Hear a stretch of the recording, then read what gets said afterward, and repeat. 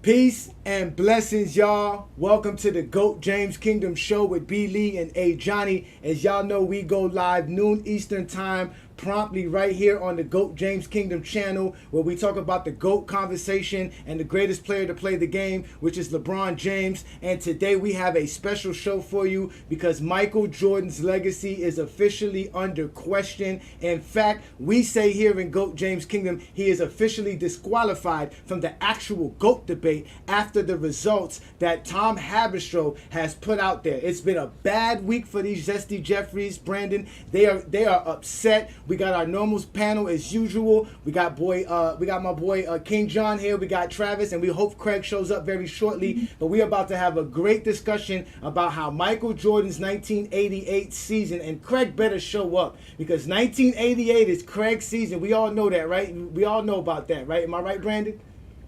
That's all he talks about. That's all he Even though talks he didn't about. win a title that year. Even though he didn't win a title, and the only thing that Even if, matters to him is titles. oh my goodness. But anyways, y'all know what to do. Hit that like button, hit that subscribe button, check out the membership in the GOAT James Kingdom channel because we do it like none other. Nobody is like us. They not like us. Today is going to be a massacre for Michael Jordan fans. It is official. We're going to hide the Bible if God is watching because we are going to go all out today. It is over for them. These Zesty Jeffries are hurting. I mean, hurting badly. It started off already. Brandon, you already talked about it, Brandon. It already started off with the Stephen A. Smith who had the nerve to come out, right? And say this. But Magic Salty, I get it. We know what it is, the great rivalry.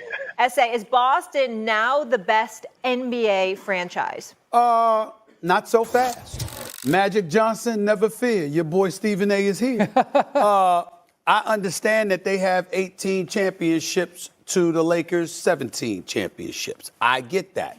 I will remind you, Eminem, Wendy, that the Boston Celtics have 23 NBA Finals appearances. The Los Angeles Lakers have 32. So yes, you do have one more ring. That is fair.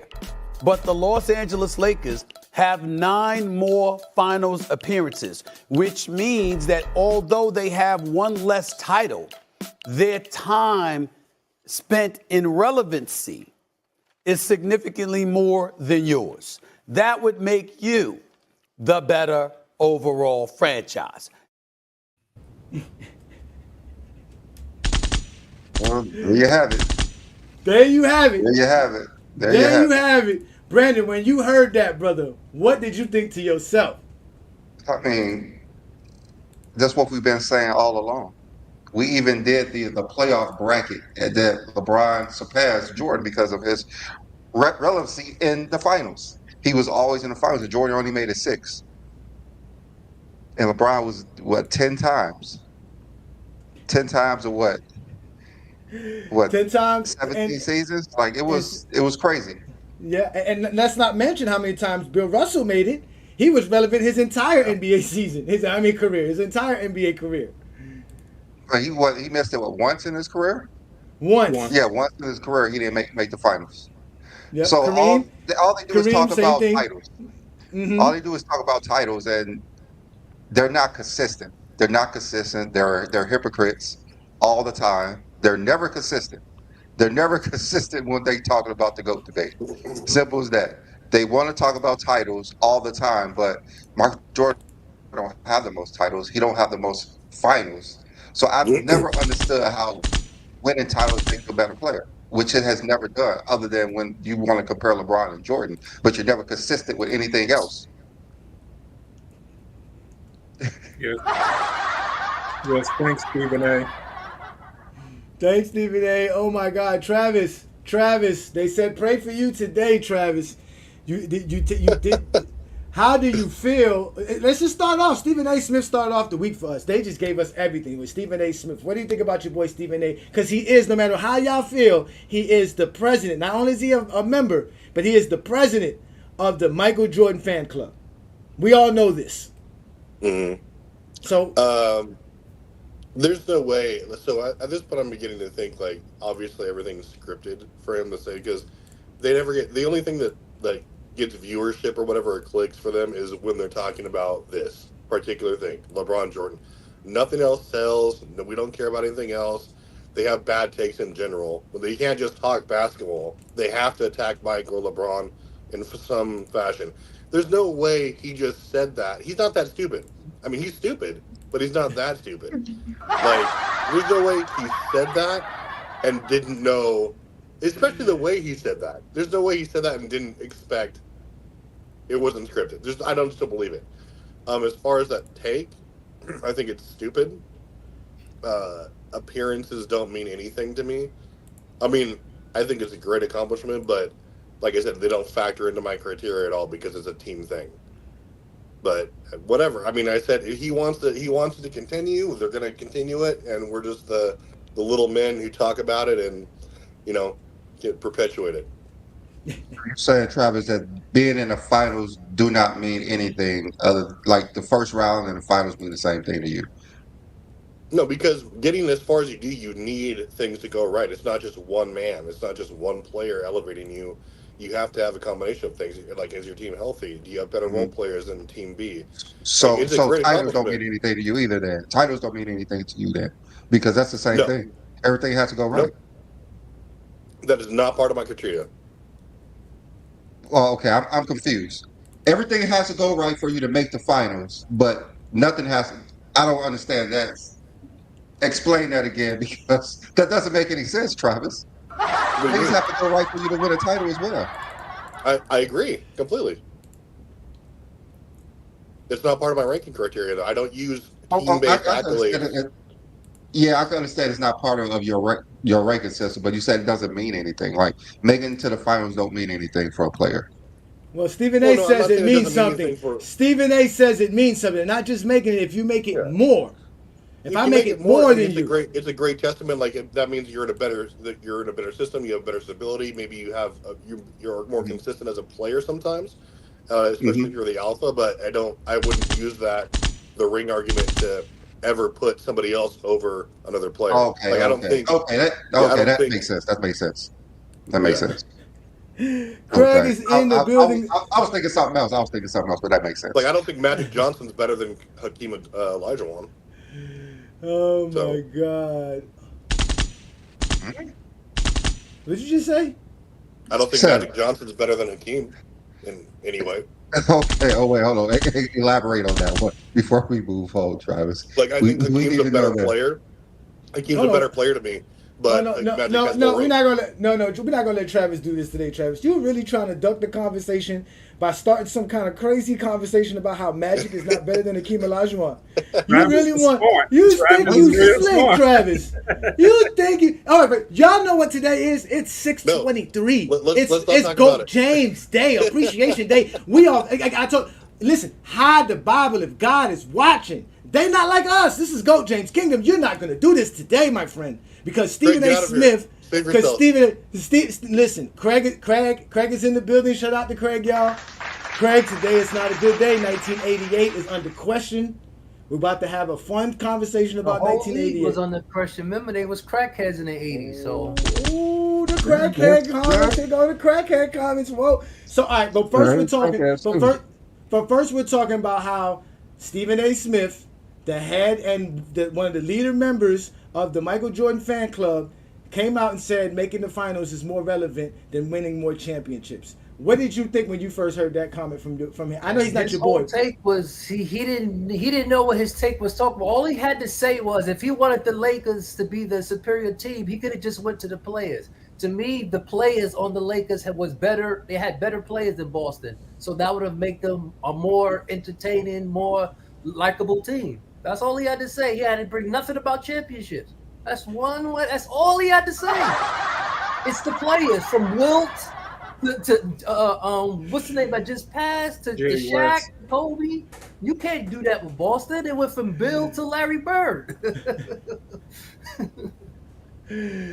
Oh my God, my God. That's all he had to say. I don't know where he get championships from. Like, because Boston won a championship. Now they officially have 18. They just got the most. He could have said, hey, the Lakers do have an in-season tournament championship, but he didn't do that. He used the finals appearances. And mind you, that's not the first time Stephen A's done that. he actually has Magic Johnson as the greatest Laker of all time. Y'all want to trade? Y'all want to trade Stephen A. for Kendrick?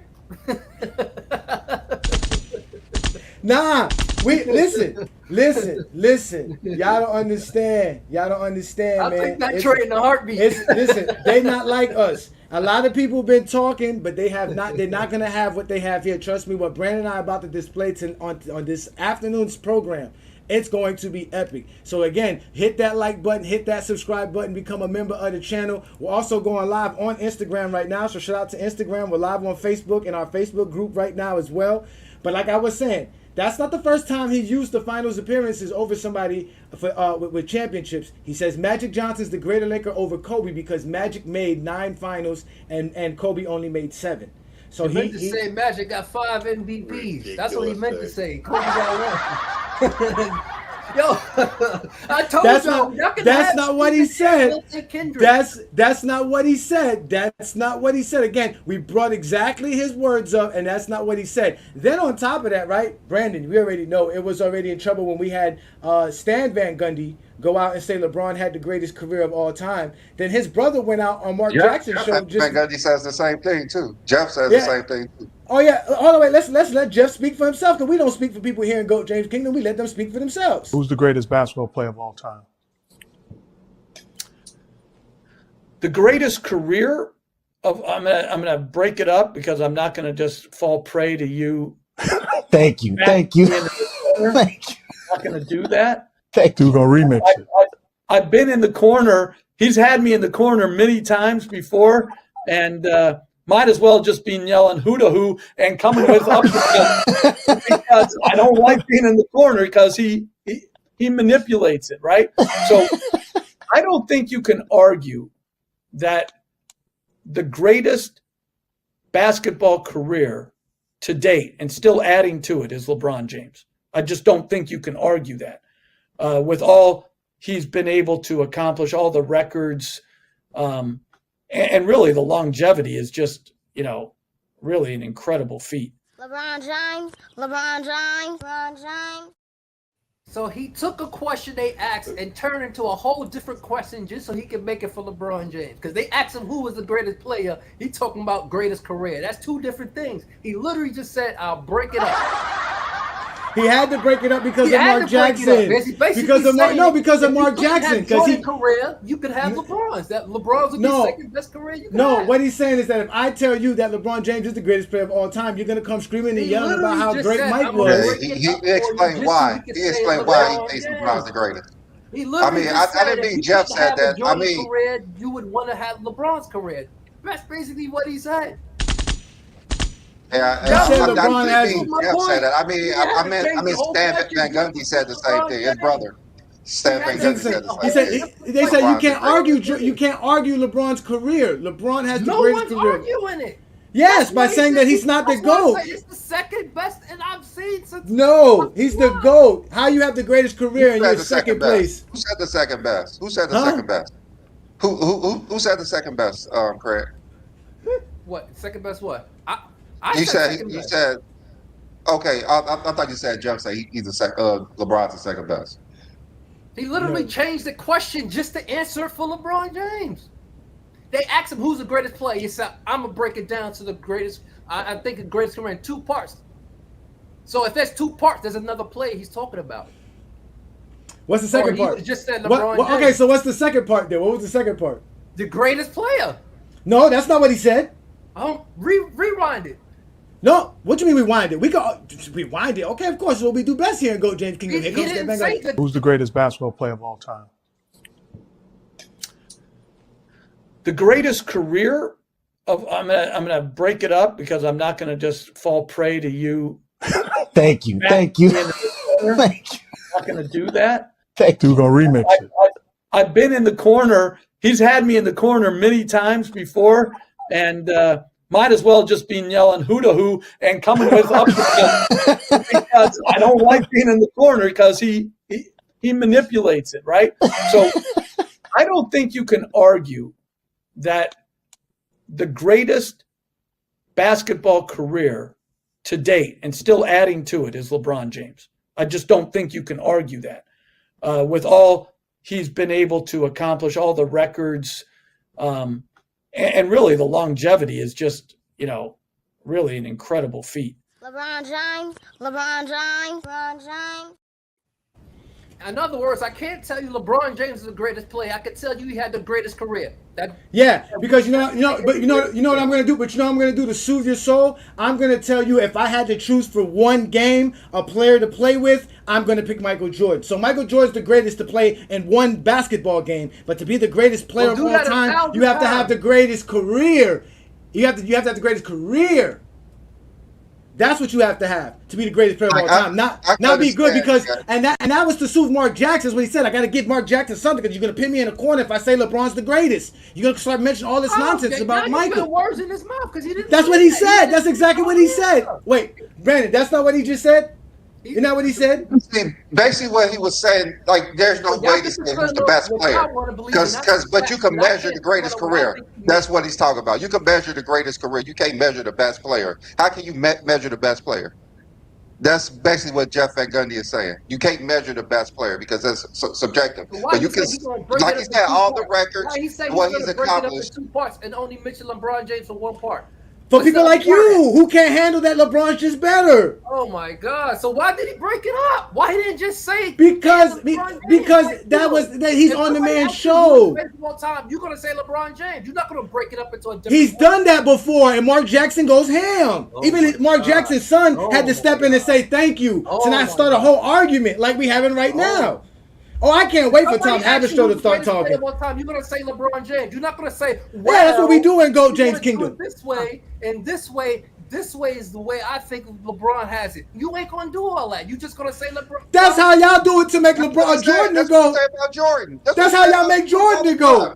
It has to be this way or that. It's never just if we just take the career and say who's the greatest. You don't want to do that.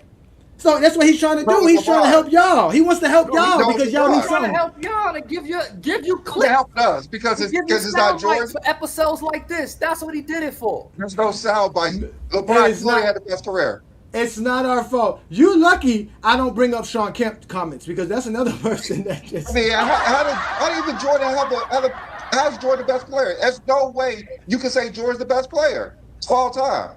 There's no way. Zero. There's zero way you can say Jordan's the best player of all time. For one thing, his stats are fake. Sometimes you gotta pop out and show niggas. Certified boogie niggas. We the one that's about to show niggas.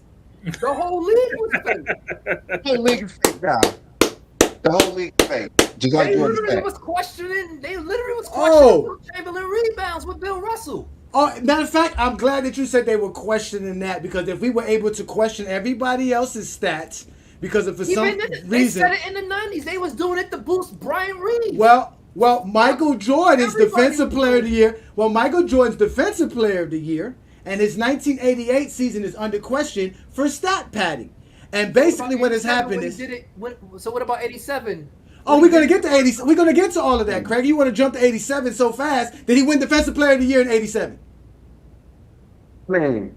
Like they used to rescinded LeBron James stats because they actually watched the games. No one watched Michael Jordan play in the 80s. And they took away Tim Duncan's stats. Tim Duncan would have had a quadruple double. So let's start figuring. They just did anything they wanted. So let's start figuring out how many of these steals and blocks of Michael Jordan's we need to go ahead and remove because guess what? Tom Haberstroh, a very reputable and very credible sports reporter from Yahoo, came out with an article. It is over 6,000 word article where he displays clearly evidence that Michael Jordan had stats padded while he was at home during his Defensive Player of the Year award. This is not us saying this. This is coming from Tom Haberstroh. Jordan fans do not watch the games. So this man did his research. Let's go ahead and, first of all, let's go ahead and hear what Tom Haberstroh, how he got to all of this, and let him break it down. 1988, if we look at the home road discrepancy between Michael Jordan's block and steal rates at the home arena at Chicago Stadium versus on the road, it is the largest gap of any Defensive Player of the Year award winner in NBA history. So since 1983, when the Defensive Player of the Year award was initially handed out, I looked at home road splits, blocks and steals, because those things are highly influenced by the home stat keeper. And it is I guess you would say a subjective stat is when there's a loose ball, when a guy tips a ball and then another guy recovers it, who do you give the steal to? It's not totally clear in the rule book. And a lot of times the star player will get the benefit of the doubt there. And Michael Jordan's 88 season had the largest gap between the home rate and the road rate. All right, so Brandon. Let's start with Brandon first. Shout out to Ralph. Ralph just joined the panel. So we got the whole MJ delegates here. All the MJ delegates is here. We're going to hear what y'all have to say. Let's start with you, Brandon. You heard what the man said. He talked about the home disparity between Michael Jordan in the 1988 season, between the games that he played at home. Now, mind you, this is when he played all 82 games. So he played 41 games at home and 41 games on the road. What do you think about Haberstroh coming up with this information? Remember when we was playing the Jordan games and everyone was like, everyone's on there like these are his worst games and those were his best games of the season, and Jordan didn't look that good, but we couldn't find tapes, we couldn't find anything of Michael Jordan games because they try to burn them, they try to hide them because they're cheating, they're constantly cheating for Michael Jordan. All those steal titles are very close. Michael Jordan probably had no steal titles. He definitely probably never had the 200 blocks and 200 whatever they had steals in the season. Like they manipulated his stats. Wow. Yeah, they manipulated his stats all the time. He played in the 80s. You have no record of that. Like Tom Haberstroh had to go and wait weeks for them to give him game footage. Well, you know, the Zesty Jeffries are out today. They're asking, where's the evidence? Don't worry. Again, y'all not like us. Y'all not like us. I told y'all, hide the Bible if God is watching. We are whooping feet today. It is official for y'all. Y'all don't understand this, and this has nothing to do with us LeBron fans. Because from my understanding, Tom Haberstroh has Jordan as the GOAT. So we gonna get to this. Let's start with you, John. What do you think about Tom Haberstroh's article? Because I know you read it. What do you think about it? I love his article because he went in detail. He actually had help watching the game tape. So he had the stat keeper with him, watching some of this game tape, and they both came up with the same numbers. And it was like, wow, the stories are true that they was padding stats in that time. And it seemed like they wanted to get Jordan the Defensive Player of the Year award because of the article he did with Sports Illustrated. Because Michael Cooper had won Defensive Player of the year before, and Jordan basically took a shot at Michael Cooper in that article, and the push was to make sure Jordan was the scoring leader, and Jordan also won Defensive Player of the Year, and it all came together. I mean, if you read the article, it tells you everything. He breaks down everything, and that gap between home games and road games. Wow. They're asking for proof. We're going to bring proof. Don't worry, it's coming very soon. You know you shut up. Y'all know to hit that like button, hit that subscribe button. Don't be afraid to become a member of the channel. Because like I told y'all, sometimes you got to pop out and show niggas. We certified boogeymen. We up the skull on you niggas, man. This is big time here at GOAT James Kingdom, man. We about to do this big time. GOAT James Kingdom. What's good, John? What you got? One thing he said he caught is that when you get a foul on somebody, and how you block the shot, you can't get a foul and a block shot. So if you get a foul, you don't get the block. When they fouled in the game with Horace Grant had fouled somebody and he blocked the shot, they didn't get Horace Grant the block. Later on in that game, Jordan did the same thing, got the foul, blocked the shot. They gave him the foul, and they also gave him the block shot too. All right, well, listen, we're going to let Haberstroh explain it. Because, again, none of us went back and watched those games like Brandon said, because we don't have those games. They're not available to us, right? But let's let Travis go. We're going to let Craig and Ralph get in here. So, Travis, what did you think of Tom Haberstroh's article? Did you actually read it? Yeah, I read it, and I watched the explanation. I mean, it is what it is. I mean, obviously if there's mountains of evidence that he has and, like, specific times where you can point to, then I think it absolutely affects well, I mean, it would affect my rankings and my criteria, because my criteria is based off of your performance and analytics, and so I would need to see them if there's something they're taking seriously, then I think they not only for Mike, but because let's face it, there's no way they're gonna take a lot of or every single piece of footage they have from every player and like readjust stats. But if they go through some of these years and adjust stats for some of the alphas, then I would definitely reevaluate my rankings based on what they put forth. Like especially like some of the ratings. Okay, first of all, let's nip this in the butt. The NBA did not comment, did not send any statement to Haberstroh during this article regarding them going back and removing stats. They're not removing stats. Michael Jordan was contacted. He didn't respond either. They're not going to remove Jordan's stats. This is not the conversation about whether or not Jordan's stats are going to be removed or not. It should be removed. Like y'all said, since y'all out here talking about all these other players, they've been questioning the 100-point game for Wilt Chamberlain. Ralph will know that best. Right? There's a bunch of people out here questioning John Stockton's assists and how he had 20 assists in a game. And there's a lot of questions about a lot of games, bruh. So we can't be mad that this man did his job, but let's let Craig get in because Craig, you've been on your A1 game for a few weeks now, and we've been doing a good job. But this Craig, I'm already 5 deep. Just do what I'm doing.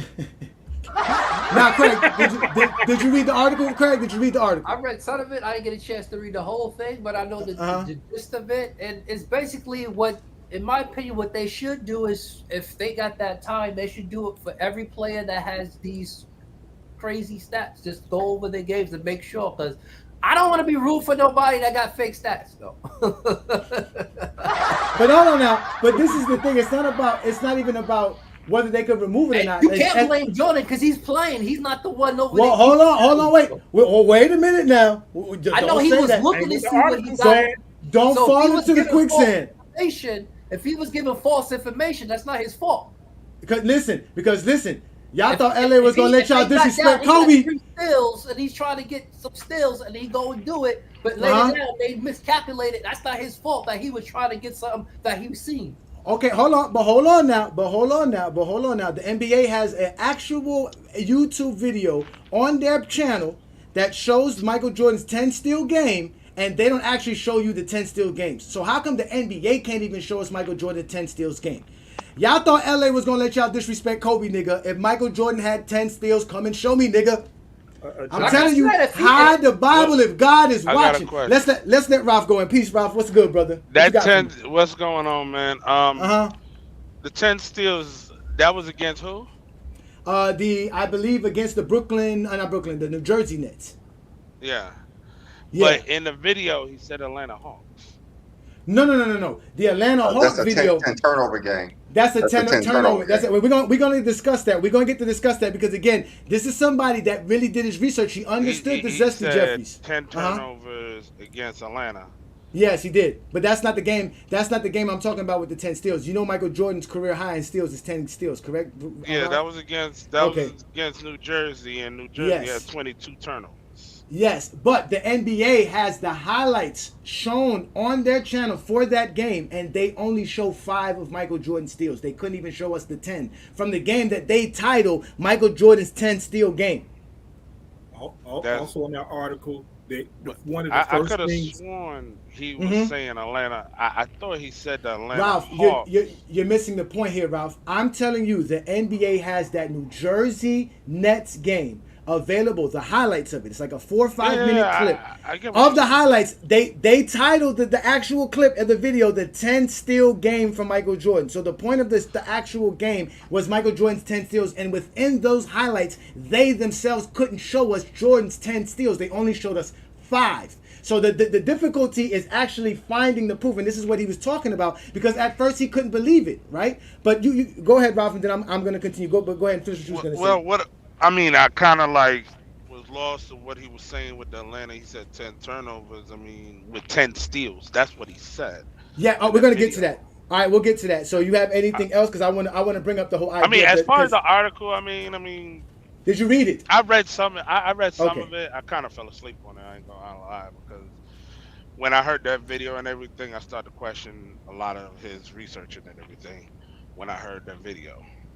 Okay, all right. So this is what he was basically saying, right? You got something, John? Yeah. Before you go, one of the first things Adam Silver did when he became commissioner is to make sure they had accurate stats on all the stats. Seemed like he knew something that was going on before he became commissioner.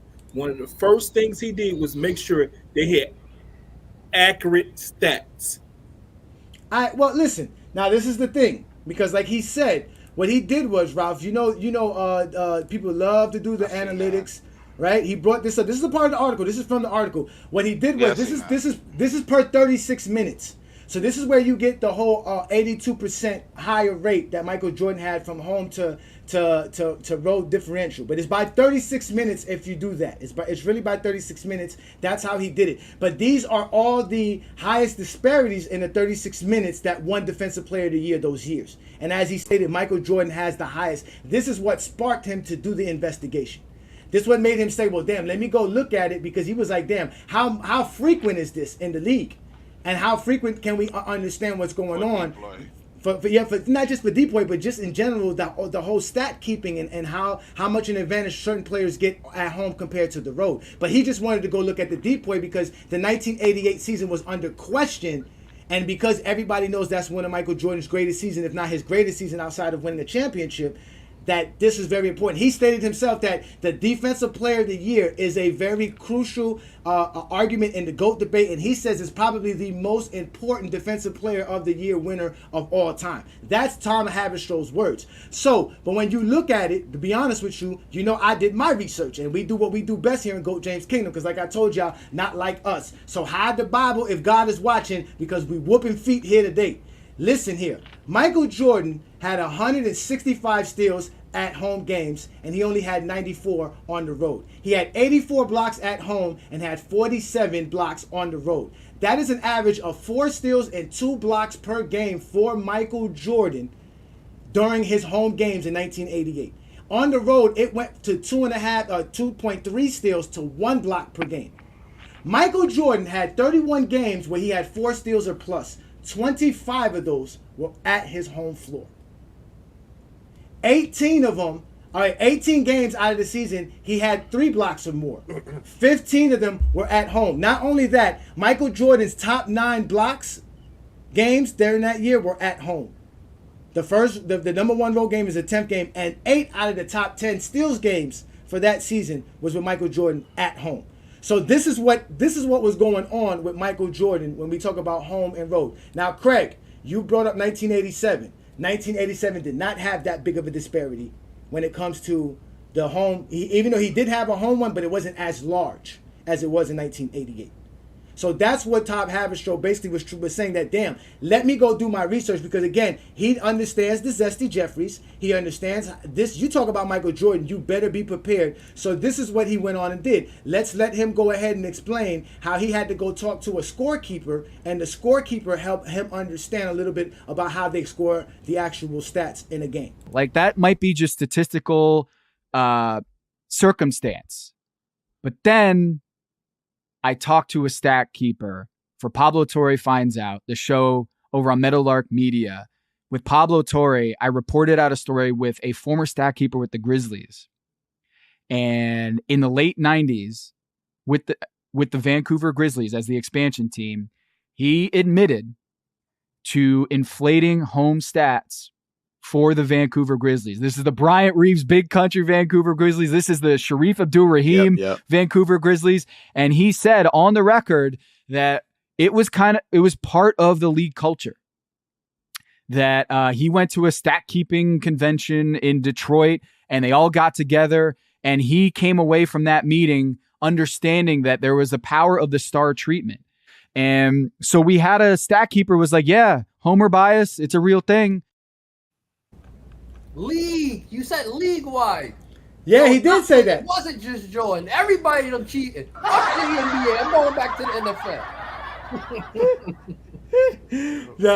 Okay, you're right. He did say that. Now, he did say that. So, again, like a true journalist that he is, he said, I need to do more of a research. So this is what he did. Let's pay attention. He went further, y'all. It wasn't just that. Let's listen to Tom Haberstroh continue to explain his investigation. Well, I wanted to make sure I was being fair here and wanted to look at, like, Michael Jordan versus his peers.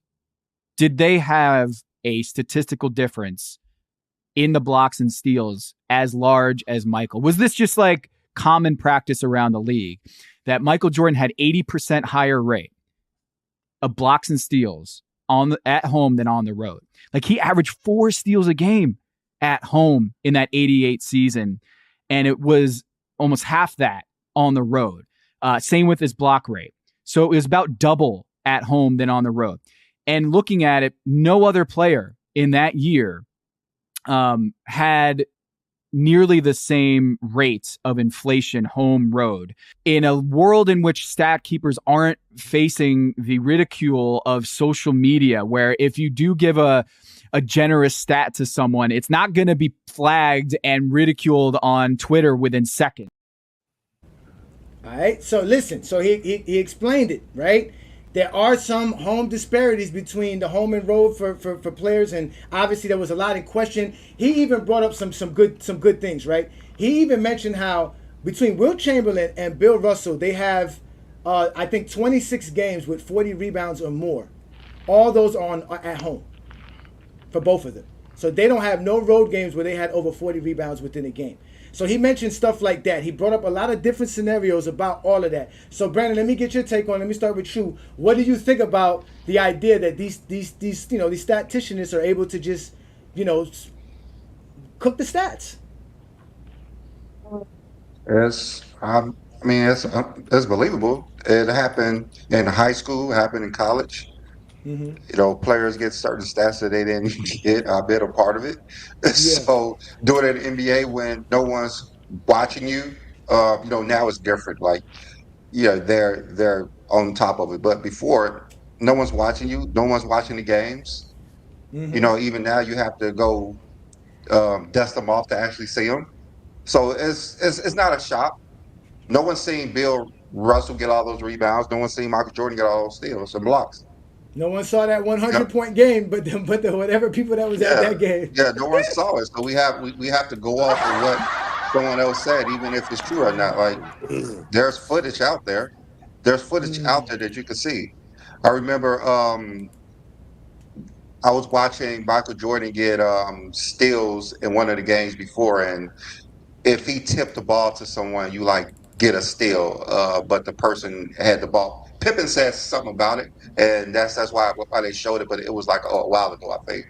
But it was just something Pippen was saying, and I saw it's Jordan, so of course he's going to get the steal if he tips it, and someone else grabs it and steals the ball.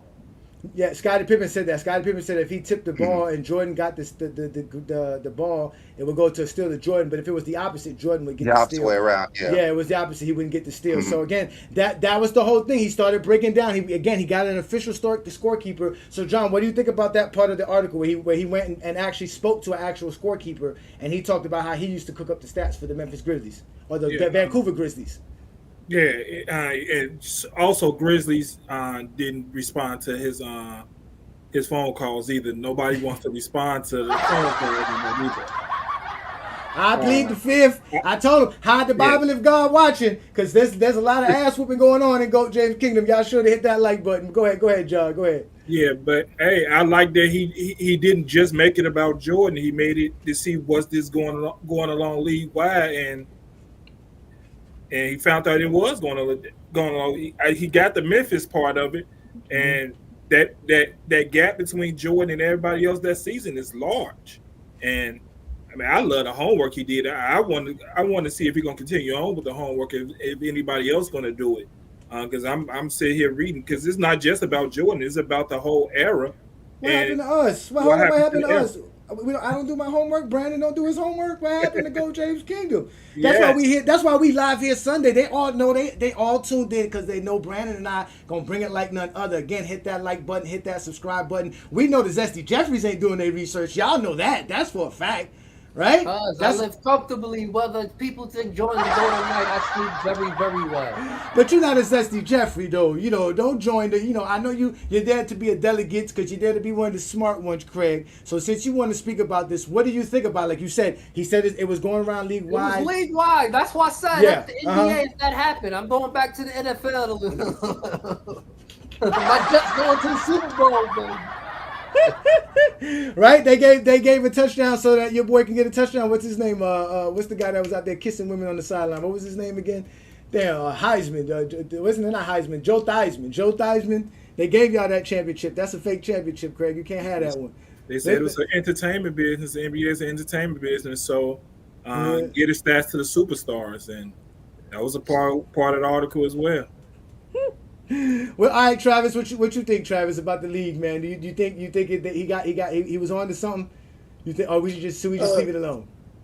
Yeah, I definitely think he was on to something. I mean, it's not really surprising me. I mean, like especially like Brandon said, like you have there's no really oversight to those people who are keeping stats or whatever.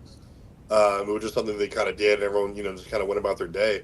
But I don't think it's anything that's new to any sport, and I still think it goes on today. Like obviously, you brought up Will Chamberlain. I mean, did Scott Skiles really have 30 assists in 1990? I mean, are we gonna say that they really averaged 22 rebounds a game? And like just kind of unheard of. And but I think it's kind of it was a league-wide thing. Like John said, I don't think it was limited to even one or two players. Like that graph you brought up, that's like I get it that Mike had the highest one, but all of those were pretty astounding for like the DPoY winners. They were all well over 100% discrepancies. I don't think so. It's like, yeah, like Mark Eaton. I mean, because what he averaged like 4 or 5 blocks at home as opposed to on the road where it was like 2 or 3.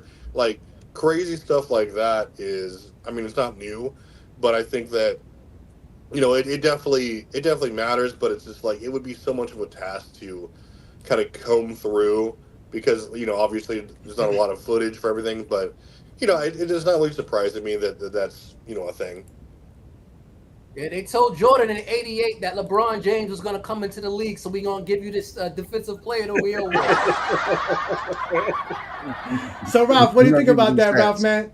Ralph, the 60s is always talked about being inflated. There's a lot of talk now, but we know the 90s and the 80s is basically the 80s is over 40 years ago or close to 40 years ago.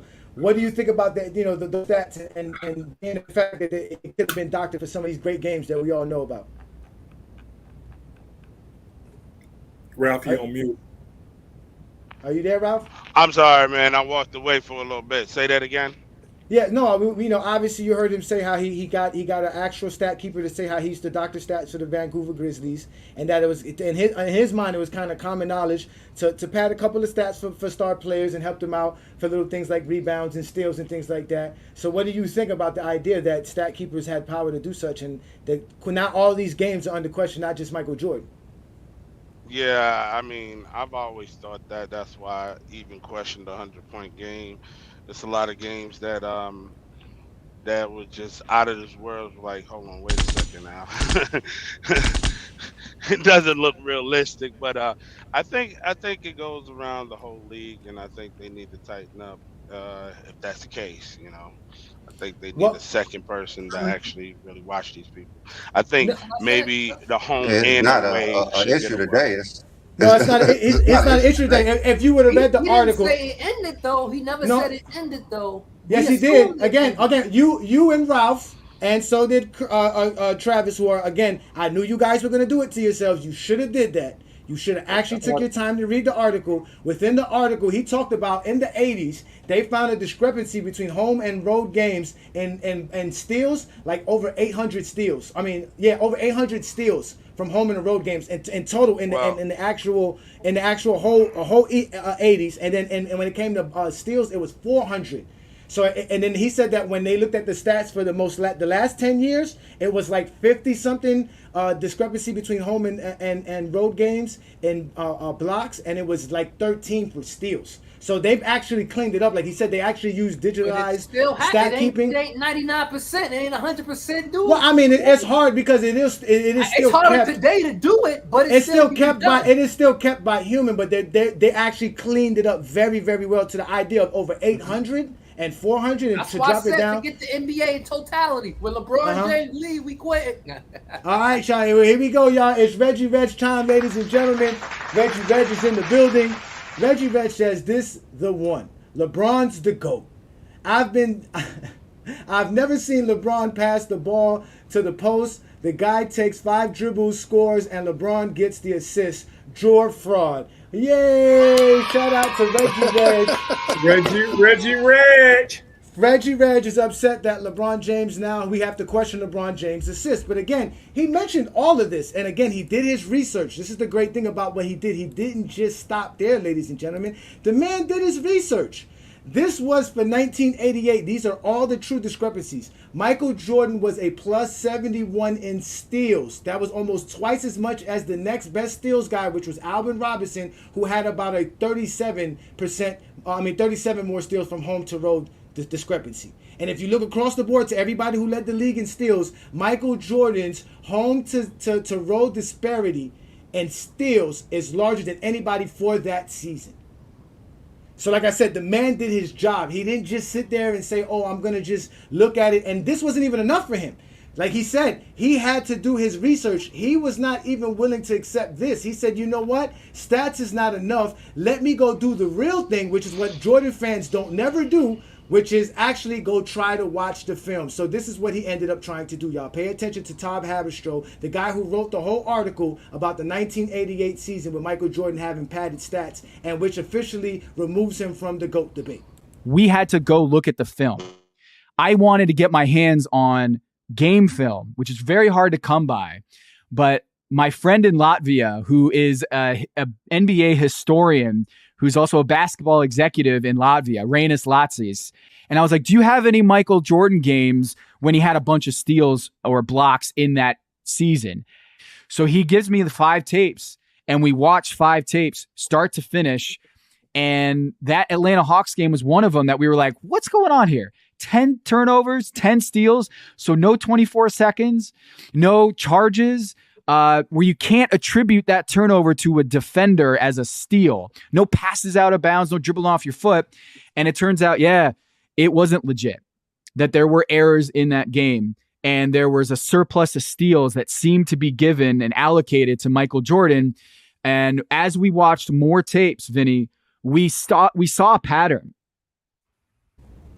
All right, so there you go, Ralph. He talked about that game, that 10 turnover game. So, Brandon, what do you think about that? Like you said, these guys don't take their time to watch the games. They don't watch the games. We know they don't watch the games, right? So why do they lie about watching the games? This guy had, like you said, this guy had to go ask some dude that live in Europe to help him find these games. No American Zesty Jeffrey has the VHS tapes of Michael Jordan's games in the 80s. It's not available on YouTube. It's not really available on the NBA. This man had to go to a black market, Brandon. He said he had to go to a black market to find... That don't make any sense because all I've been told is they watch Jordan play all the time. Like we never seen Jordan play, but they've seen Jordan play since college. But somehow there's no footage available. Where were they watching these games with these fake stats? Fake stats is hilarious. It's fake hilarious.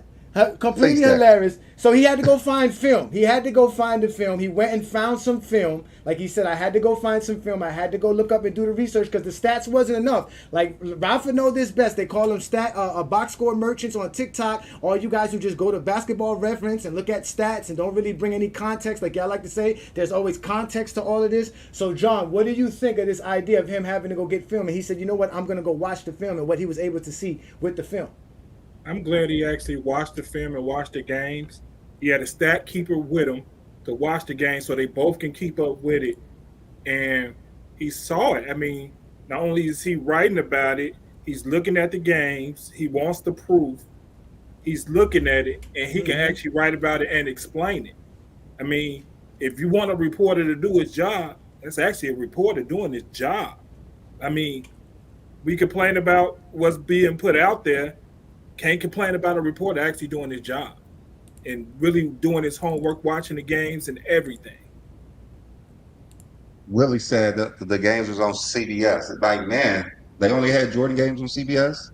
No, the games weren't on CBS. They had all the games on CBS? The game was on WGN. They were not national televised. WGN was not was not national televised. Yeah, it was on Channel 9 here in Chicago, bro. Don't let's keep it 100. So that's the fact. So, all right, Travis, what do you think about him actually go finding film? Because they've been asking for proof. He went and go found some film. He had to go look overseas to find this film. A lot of these guys are upset, but he actually did his research. He didn't just sit with the stats. He said, I went to go find the film, and I had to go all the way to across seas. I had to go to Europe to help me find the tapes because that's where it was available. I mean, I applaud it. I mean, if like John said, it's a reporter. You're doing your due diligence. I mean, you're not just taking something at face value. I mean, I think that's the mark of a good journalist or anyone in the profession who does things thoroughly. But as I've said many times before, I am not some MJ fanboy. He's not even my top 5 favorite players.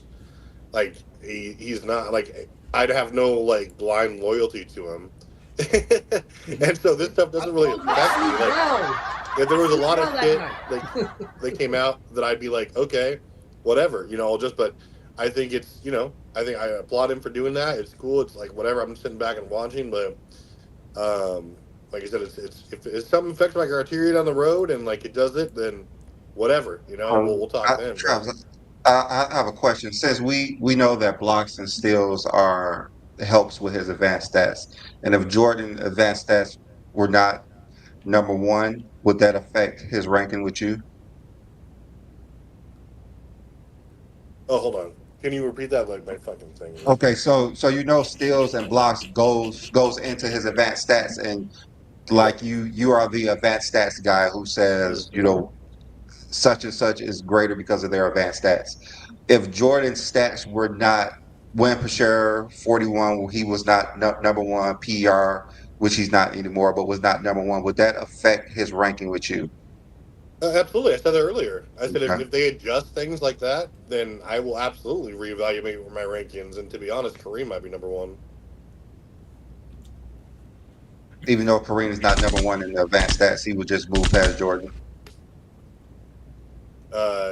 Yeah, but I mean, I can't use Jokic, and he's leading in all that right now with these accurate stats. So it'd probably be either LeBron or Kareem. So it depends on what kind of a thing right here. So this basically could hurt Jordan's legacy argument for some people like you, Greg. I mean, if you're objective, sure. Okay. Hey, Mac Def, the link will be up very shortly, sir. We're almost done with the presentation, what we got going. We can't wait to hear what you guys have to say. You guys know what we do here best in GOAT James Kingdom. This is the GOAT James Kingdom show. We go live noon Eastern on the GOAT James Kingdom channel. Hit that like button, hit that subscribe button. Don't be afraid to become a member of the channel because we do it like none other. They not like us. Sometimes you got to pop out and show niggas. We the number one certified boogeyman, Brandon. They scared to show up on the show with us. You feel me? So, Craig, what do you think, Craig? He went and got film. Is it good enough to go get films? Did he do his job by going to go look at film instead of just looking at the stats? I mean, it literally just, you ain't have to really look the film. If you have someone who was a keeper said they was going to a fucking convention every year, like literally, I said the whole league is washed. All right, Ralph. So you heard him bring up the 10 turnover game, right? Yes. All right. So do you understand what he was saying now? Well, he's talking about the turnover game against Atlanta. Yeah. So that's a game. This is February 15th, 1988, where in the box score, the Atlanta Hawks had 10 turnovers recorded. The Chicago Bulls was recorded to having 10 steals. So by that math, that means every turnover that the Atlanta Hawks had that game should have been a steal by the Bulls. When they went and go watch the film, there was the 10 turnovers, but they wasn't off of steals. They were shot clock violations. There was a ball that was dribbled off your foot. It's damn near impossible a team goes a whole game without doing something like that. So he was saying that the live ball turnovers do not match the actual steals that are being recorded. There is an excess of steals the Bulls have compared to the actual turnovers. And he broke it down for more than just that game. There's other games that he has as well. So that's what he's trying to say. There's no way all 10 of those turnovers are attributed to Chicago steals. So they were gifted steals that went to Michael Jordan. The real question is, was it more turnovers than what they recorded? But that's what Haberstroh is saying. When he went and watched the film, they counted all 10 turnovers. And not all of them were steals. So 3 of them were actual balls that cannot be considered steals. So let's give you a little bit. You know what, Johnny? I wish we had footage of this so we can actually see it, other than going off somebody's word. Oh no, we have. Listen. Oh, you know what, Yeah, Brandon? agreed. Yeah, I wish we did. We actually, Brandon, we do have footage, Brandon. We actually do have footage. Before we You get have to the this whole footage, footage? hold on, wait, no. We go before we gotta get people gotta know what they're watching first. Because remember, I always told y'all, if your mind cannot comprehend, your eyes won't be able to see it. Brandon digging that Right? hole for him. Brandon digging that hole for him. But it's fine though. It's You got fine the though because footage? Brandon's on. Listen, relax, Ralph. I got this. Listen, Ralph. Let's talk about the games that he was talking about. So these are the games. You guys asked for proof. These are the 6 games he watched that he got footage of that he watched from front end. He mentioned that February 15th game where there was 10 total turnovers and 10 steals, and he found 3 turnovers to not be attributed to steals. He puts here, quote, this is from the article. He says, the incongruent turnover steal columns present a glaring red flag. In the other 5 games we watched, the live ball turnovers and steals did not add up either. In the Detroit game, 8 Chicago Bulls steals to only 6 Detroit live ball turnovers. In the Denver game, which is something that we've just posted, there is a Denver game. We actually posted that Denver game on our channel. It's available for you to watch, and you guys can go ahead and count how many steals Michael Jordan had. That's available. Chicago Bulls were credited 13 steals, but there was only 7 live ball turnovers by Denver. Again and again, the official steal count were routinely outspacing the possible numbers of steals opportunities. Something was amiss. All in all, our count, the box score showed 59 steals on 41 live ball turnovers, resulting in a whopping 18 excess steals to the Chicago Bulls in those 6 games, which majority of them went to Michael Jordan. Hey, I got a question to Johnny.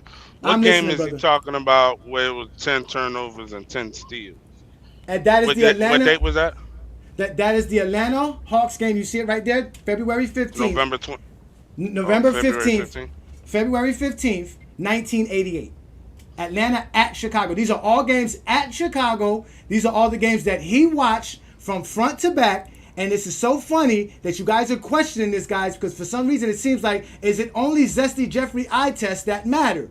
Are we really going to question Tom Haberstroh, accredited reporter and a true basketball historian, what he went and researched and what he found out? And he also did this independently with another statisticianist who has been doing this for a while, who even pointed out that the 23 assist Van Exel game really was 15 assists, and Shaq's 15 block game was actually a 10 block game. This is somebody that's an official basketball player and a basketball official or exec in the game. Y'all ask for proof. This is the proof. You guys always say you want the eye test. This is the eye test. These are words. I thought you was gonna show me them actually stealing the ball. You talking about? I can read this shit on my own. Like I told y'all. Y'all thought LA was going. I couldn't find on my own. I just don't feel like it because I'll wake up. Okay. You can't, Craig. He had to go to Europe. You got European connections to get these tapes, Craig? Do you said we got footage? Did you not say we got footage? And you show me words. Words ain't footage. You are very impatient. I knew you guys were gonna get like this. You guys are very upset here. This is GOAT James Kingdom. I got more. Wait, I got more. I'm not screaming. You wouldn't let me speak. You wouldn't even let me get my words in. You over here worrying about a tape that you ain't gonna do your research to find yourself. Cause I sleep well at night. That's why. You're not gonna sleep tonight. You're not gonna sleep tonight. You're gonna have to hide the Bible if God watching, because we whooping feet like I told y'all. Y'all think LA was gonna let y'all disrespect Kobe, nigga? If Jordan had 10 steals, come and show me, nigga. Where's the game with Jordan 10 steals? Haberstroh is showing us these games, and I'm gonna show you how Haberstroh is showing to. They're available. There's already one on our channel. It's available to you right now. So go ahead and click on it if you want to. It's available to you. And you come back and tell me how many steals Michael Jordan had in a game that had those turnovers that Haberstroh is putting out there.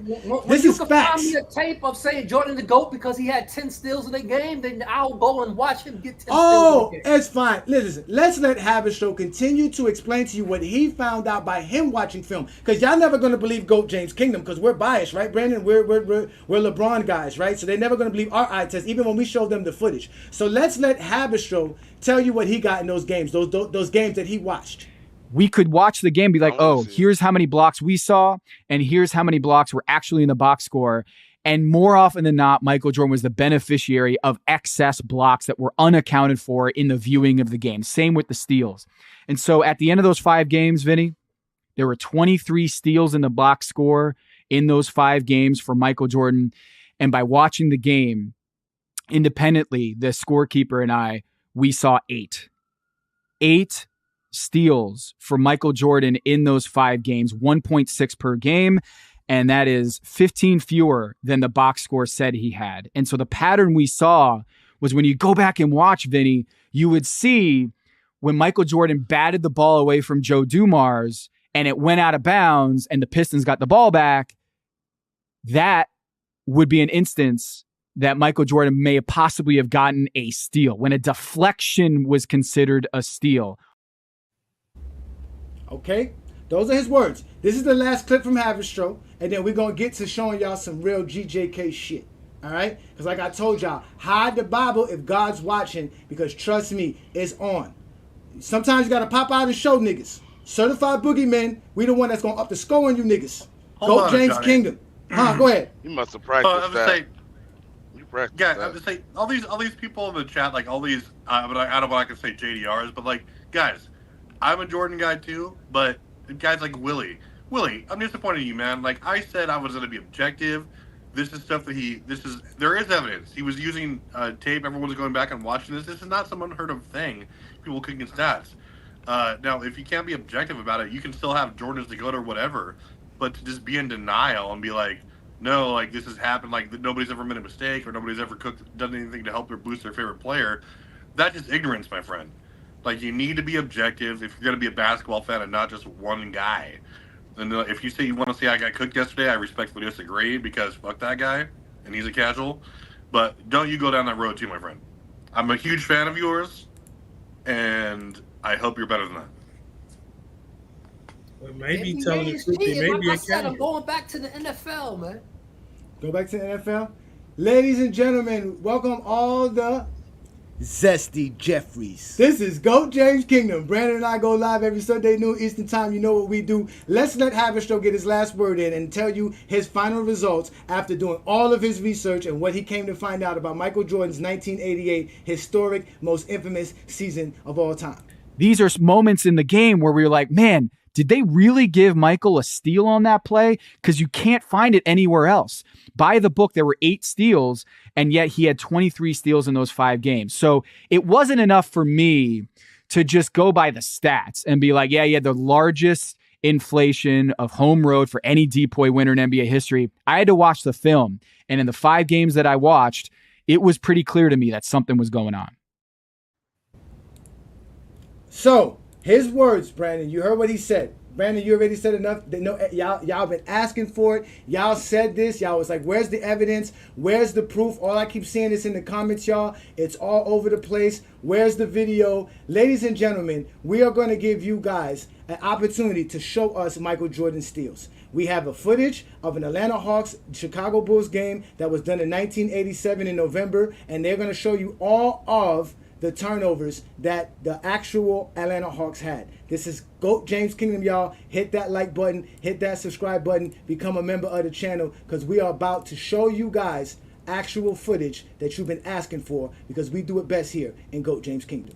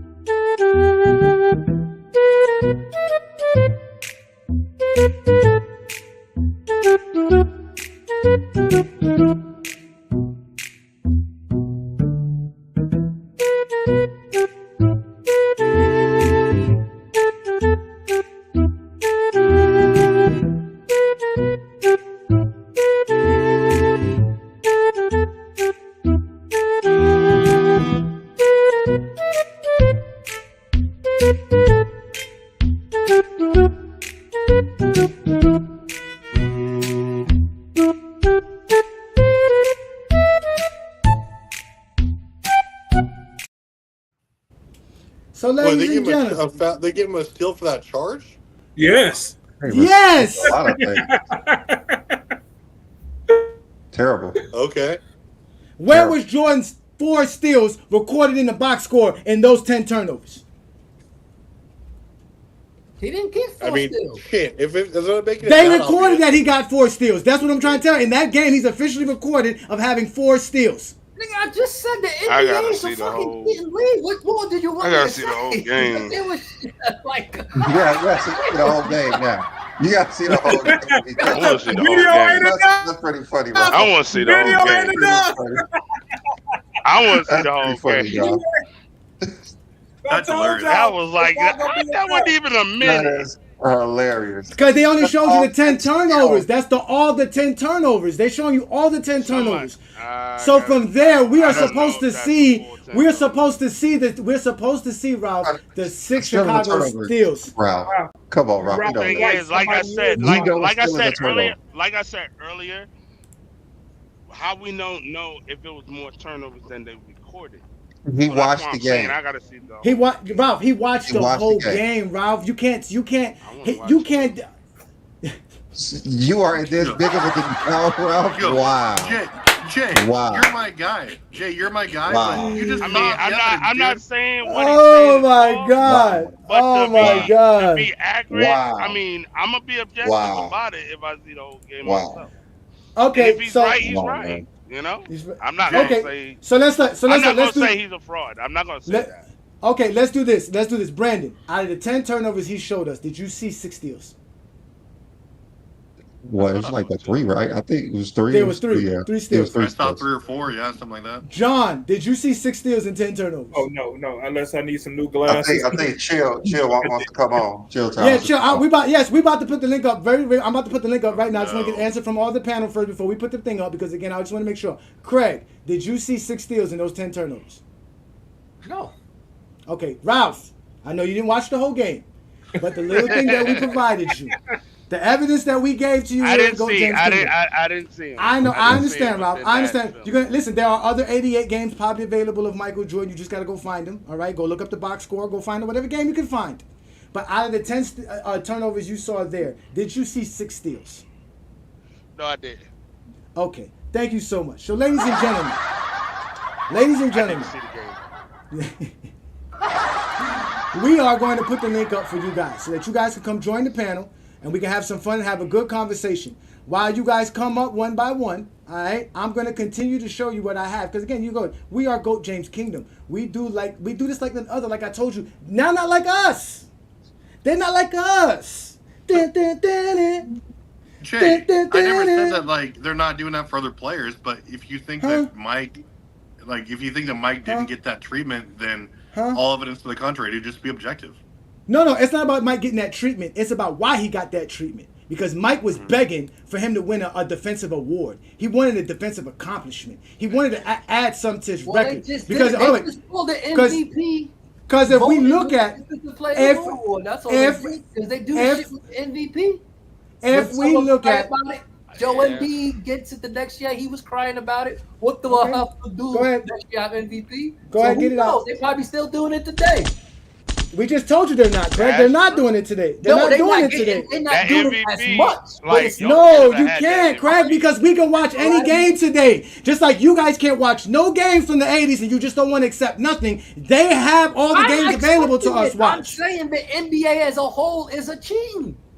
I accept that they cheated. What the fuck? I don't know what else you want me to say. They cheated. Okay, so Michael Jordan's Defensive Player of the Year 1988 season is disqualified for everybody you, that whole league stats those stats whenever the league was 100% clear of making false stats on a sheet, then that's when we can start counting the rewards for these stats. For a lot of players, if that's the case too. Hey, let's start with Michael Jordan's 1988. We could start. He said, "Let's start with Michael Jordan." No. First off, no. First off, let's just look at the numbers as is. That 1988 season was Michael Jordan's second largest, if you want to include 1995 or the 2002 season. right? That's the one that's available. Ocho Takes, you got to give us a minute. We got a full panel. Once somebody drops, I'll be able to bring you up. So thank you for joining us. We got a few fellas here on the panel. Shout out to y'all. Thank you for joining us. Again, hit that like button, hit that subscribe button. So these are Jordan's home and road discrepancies throughout his career for his steals and blocks. And the actual percentage on the right. This is the research done by Tom Haberstroh, a true credited reporter, a true basketball historian.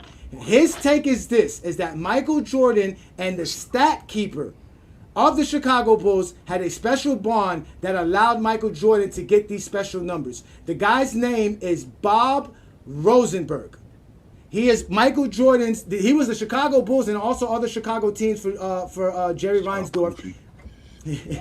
He was Michael Jordan's right-hand man. So much so that check it. Let me put Firmino chill right quick. Listen, Michael Jordan was obsessed with stats so much that the stat keeper took notice of it. This is from the Chicago AP in 1999, talking about Michael Jordan's retirement in '98. He says this is the opening line to the whole article. He says the first week Jordan played for the Bulls, scorer Bob Rosenberg looked up to find him studying the scorebook every time he reported to the table to re-enter the game. It didn't take long to figure out why.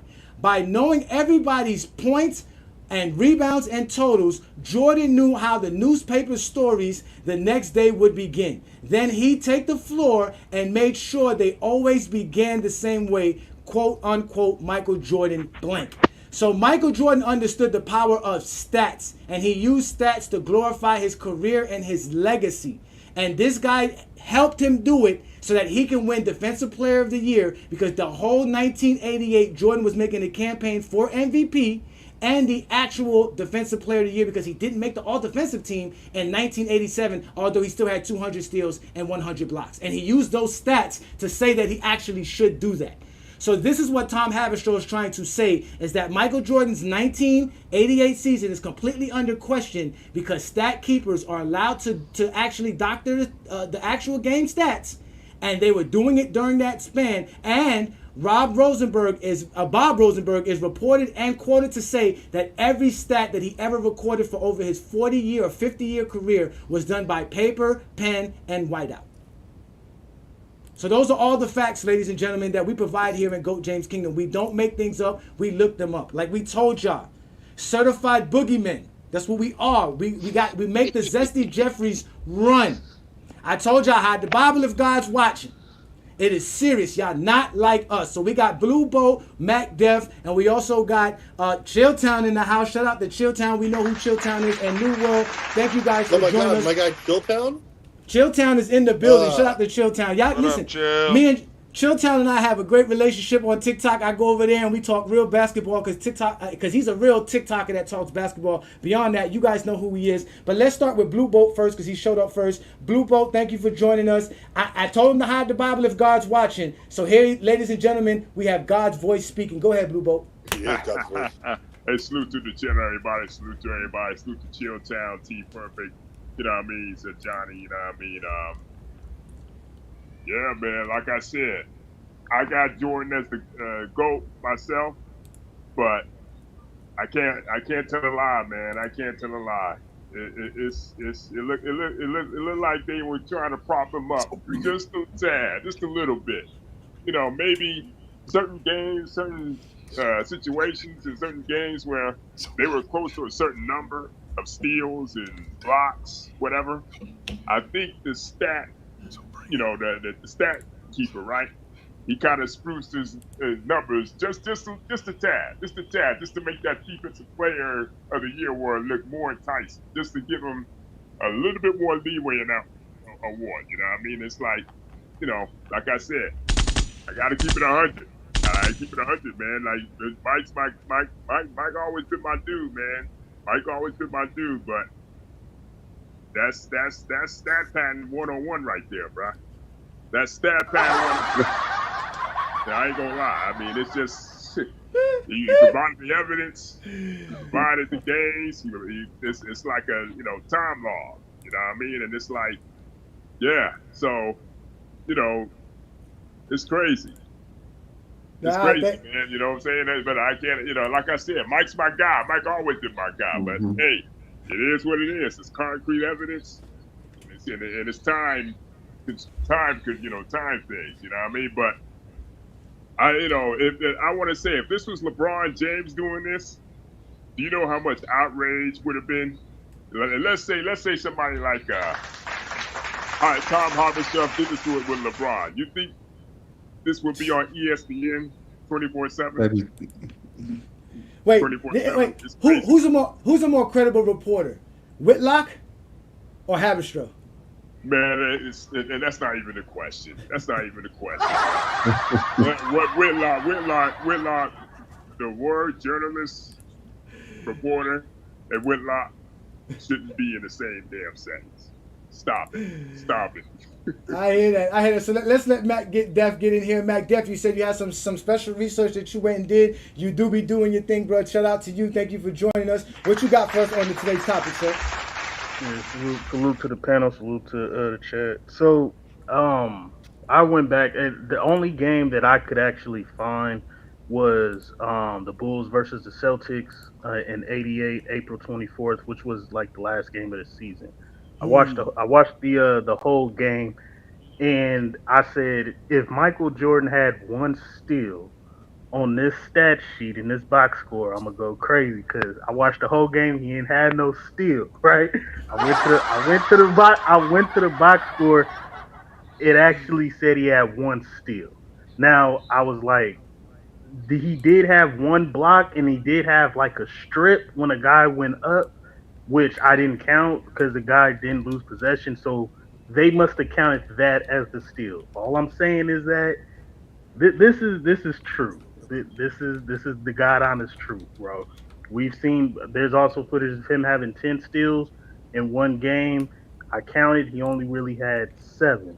So the cooking the stats and cooking the books, this is true, ladies and gentlemen. We can't run from this or hide the facts. What I will say in Jordan's defense, in '87, I think he was the first one to have 100 or 200 steals and 100 blocks. First guard to ever do that. He didn't make an all-defensive team, which is crazy. This year, in '88, like, let's say they cook the books and we take away what? How many steals are they saying that he cooked? 20? 22? 30 to 40%. Okay. What I'm saying is that let's take away 20 steals, 24 steals. Is that 30%, sir? That's not 30% of 200. That sounds more like 10%. You got to take away 30 to 40%. No, he's saying the 6 games. So he's saying like he counted. Jordan had 28 steals in 6 games. Yeah, Jordan had 28 steals in 6 games. He only counted 12. So Jordan had he only counted 12. Correct. 12. Correct. Yeah. Correct. So that's 14. That's twice right? as much, bro. That's 130% more. I mean, 230%. No, what I'm saying, what if he counted basically the math is saying that, okay, let's take away, based on what he's saying, let's take away 14. He still would have been tied for second, I believe, in total steals. He might have been a low as far as the steals per game goes. That probably would have actually went to Alvin Robinson. Jordan probably is averaging 2.9, a stud of the 3.2. So I give you that. But to say that it's a fraud defensive player of the year award, you could look in '87 he should have made a defensive team, didn't. This year he did the exact same thing. Oh my God! 18. I don't know. I'm just going. Mac, I'm going to stop you, Mac, because you got to stop. We got to move on from you. Chill town. Now they got all this math. The eye test don't matter. His eye test just showed you that Jordan had no steals in the game where Jordan got a bunch of steals. He don't want to remove 30 to 40% of Jordan's steals in any of his era. All them scoring titles eliminated. All those all defensive selections eliminated. All those things about Jordan being the greatest defender of all times eliminated. Disqualified. He is not allowed. Again, hide the Bible if God is watching, because it's over for the Zesty Jeffries. Oh my God, Zesty Jeffries. Hey, T perfect. Really quickly, when I came on, you kind of scrunched your face up. I owe you some money or something? What's going on, bro? What's going on, my man? Give me. I'm just wondering. Like I walked in the door, you know, I'm saying what's up to everybody, and you like this dude. I'm like, wait a minute, hold on. I owe you some money or something? You know, I take a job that you wanted or something like that. What's going on, brother? They hurt today, Chill Town. They're hurt. So let's rewind. We have to. What you can't argue is you can't argue facts, and this opens up Pandora's box. That's what this does. This completely opens up Pandora's box. Huh? I only was able to get through 3 games because I was getting pissed off. I couldn't watch all of them because I was getting pissed off. The Nets game where they said he had 10 steals, I only counted 5. He pokes the ball away. He pokes the ball away from he pokes the ball away from Buck Williams. Was it Buck Williams? Not in 87. In 88. He pokes the ball away. Charles Oakley picks the ball up. They charge the steal to Jordan. That's not a steal. That's a deflection. Those two things are not the same thing. That's number one. But the thing that we completely forget about is, where does this come from? The statistician, Rucker, who first got the job, he's a 19-year-old kid. He's encouraged to do this. This isn't something that he just started doing because it's Jordan. He was told to do this by other people. That's why this opens up Pandora's box. Hold on, wait, chill. No, the guy who's been doing this has been recording Chicago Bulls games since the 60s, since Chicago Bulls inception. Matter of fact, he got into it with Wilt Chamberlain because Wilt Chamberlain thought that he was actually reducing some of his assists, and they had to get the team to actually to show up and do it so that they can collaborate with him. And mind you, Michael Jordan in 1989 and this same man, Bob Rosenberg, was told to stop talking during games because there was a report that he was signaling Jordan when what Jordan needed to get triple doubles in 1989. Right. And he admitted in the NBA, on his NBA bio, he admitted that Michael Jordan said, "Why did you tell me that I was only 2 points away from Wilt Chamberlain's record of 42 points in 1988's All-Star game?" He told Michael Jordan, word to word, "I was holding 2 fingers up every time you ran past me. You didn't see it. You didn't get it." So this is factual stuff coming from a real dude that's been doing this for a long time. Right. He's basically a Hall of Famer if you really want to take it there. 100%. And the guy Rucker, who was a statistician for the Vancouver Grizzlies, he learned this from him. He's the one who said, "This is who I got it from. This is the guy who told me this is how we do things. We stat pad." That's why the idea of this opening up Pandora's box is a big deal, because this whole thing was predicated on Jordan having 200 steals and 100 blocks. Now let's rewind, like you just said, Goat, not too long ago. You're talking about 30. You're talking about 30%. I don't know if you do. I've actually done the math on this. 30% of 259 steals. That's 77 steals. Take that off the books. That's 181 steals. So that immediately takes away the 200 steals right there. So we're done with that, right? So now let's take 30 more. Let's take 30 more percent off the 100 blocks. Okay. So now, if I'm not mistaken, that's 40 blocks. So that's less than 60. So now that's less than 100 blocks and less than 200 steals. This Defensive Player of the Year in 1988 was predicated on that. So now if we're doing that, we got to do that with everybody. And plus, don't forget this, Goat. You work for, I don't know, you're a reporter for the Seattle Gazette, and you got an MVP vote. Yo, you can't watch all these Bulls games, right? And the reason why you can't watch all these Bulls games, because you're too busy watching Gary Payton. You're too busy watching Dennis Johnson. So because you're doing that, what can you go off of? You opening up the newspaper, damn, Jordan had 10 steals last night. Jordan had 8 steals last night. He might be the Defensive Player of the Year. Meanwhile, what you don't know is they cooking the books. You don't know that they out here cooking the books. Tone, I mean, hold on, wait, Chill Town. What's up with your boy Tone, man? What's up with Tone? Shout out to Sports Fluent. How much more research we need? He gonna do more research than Haberstroh. Now, mind you, Sports Fluent, you've always said that you had tapes of all these games because you grew up and you had satellite in the 80s. I'm gonna put the link up if he wants to show up. We can all show up. I actually got a couple people waiting in the background. Yeah, that's it. Listen, Chill Town. I said the NBA cheated. You think it was just Jordan? Like I'm trying to say. Craig, real quick. Hey, Craig, real quick. I don't know if you know this, but Chamberlain and Bill Russell, between the both of them, they had 26 40 rebound games. You think it's a coincidence that all of them games was at home? Yeah. All those games were at home. All of them combined. All of those games are 26 40 rebound games between the both of them. I'm gonna let you come up, New World, but I want to bring this up because Chilltown brought up about how we have to check everybody's, and this is what started all of this. Because remember, just a couple of years ago, right? They were over here telling us that Jarrett Jackson numbers were doctored up, right? And you can see his numbers are here by the per 36 minutes, how much higher it was. But guess what? They did their research. People went back and watched all the games at home, and come to find out the numbers were accurate. They were not off. So he actually just played better. So they are doing their research. These guys are doing their research. We know who doesn't do their research. The Zesty Jeffries and New World could tell you that. New World, you know they don't do their research. You see what we doing. They're not like us. We popped out and showed niggas. Certified boogeymen. We up the skull niggas. We up the skull on these niggas, man. Hey, real fast. Go ahead, New World. Just really fast here. Go ahead. Chilltown, huge fan. Since the last time you roasted me for having a bad take, so much respect to you. And also, just really fast, Kobe 824, we've been over this, and I'm like getting to the point where I'm almost very drunk. So having the Kobe LeBron debate isn't going to be a good thing for you because I would roast the shit out of you whenever it's my turn. So don't come with that weak shit. Hold on. Don't worry. He'll never show up. He'll never show up. Blue Ball or Mac Def, do you mind if I drop one of you up to bring somebody else up, and then I'll bring you guys back up shortly? No. Go ahead. You good. All right, I appreciate that. I want to bring up somebody who's been waiting. He's been very patient. Appreciate you, Blue Ball. Appreciate you for doing that. We got somebody named here, Ocho Takes, but let's let New World get his take in. New World, go ahead, New World. Yeah, brother, this has been a bad week for the JDRs. You know, they over here asking for proof, but you know they'll never ask for proof when they're talking about LeBron steroid allegations. You know, they just always going off of what somebody else said. So I just think it's funny as hell watching them deny the proof that's in front of them. And it's not like this man is just saying something without any kind of evidence to back it up. He cited his sources. He gave you the material, the source material where he got all of his information from.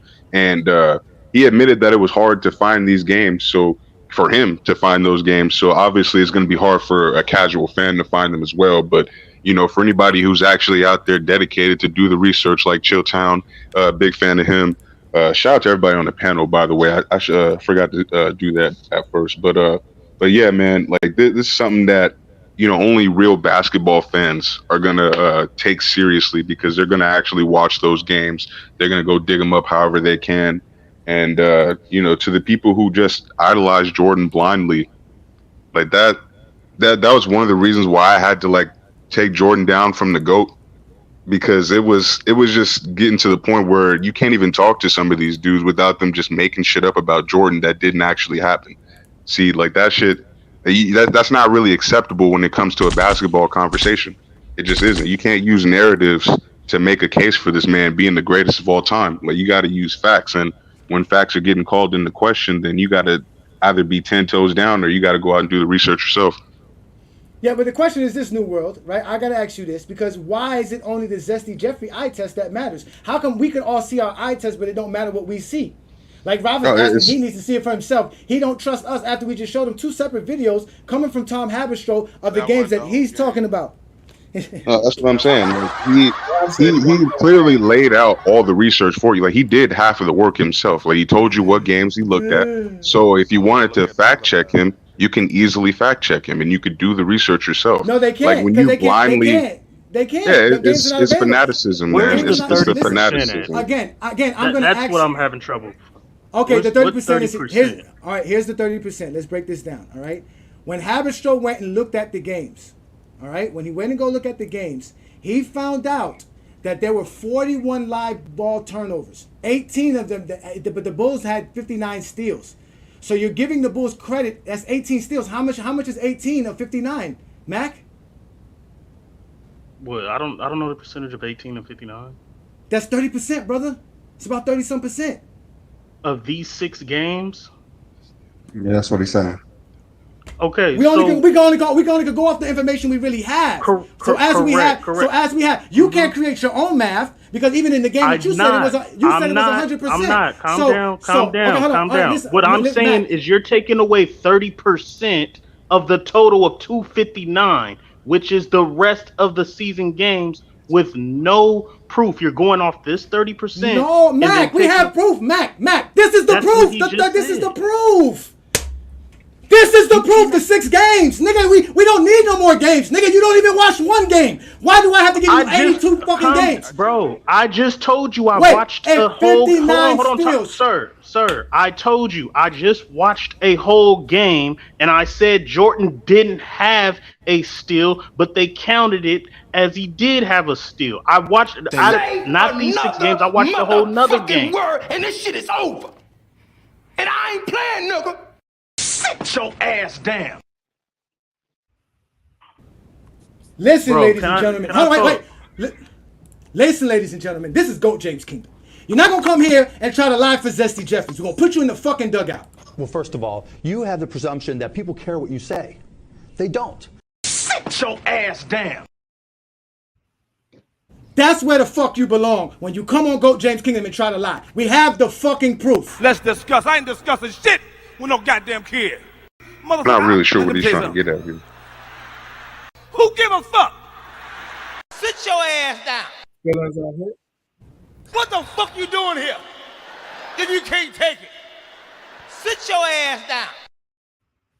Now, Mac, I put you in the background because you couldn't handle it. I'm going to bring back Ocho because Ocho was very patient. Let's let Ocho get his take in. As y'all see, ladies and gentlemen, this is the GOAT James Kingdom platform. We go live every Sunday, noon Eastern time, to talk about the GOAT conversation. Ocho, you've been very patient. What's your words on your take on this situation?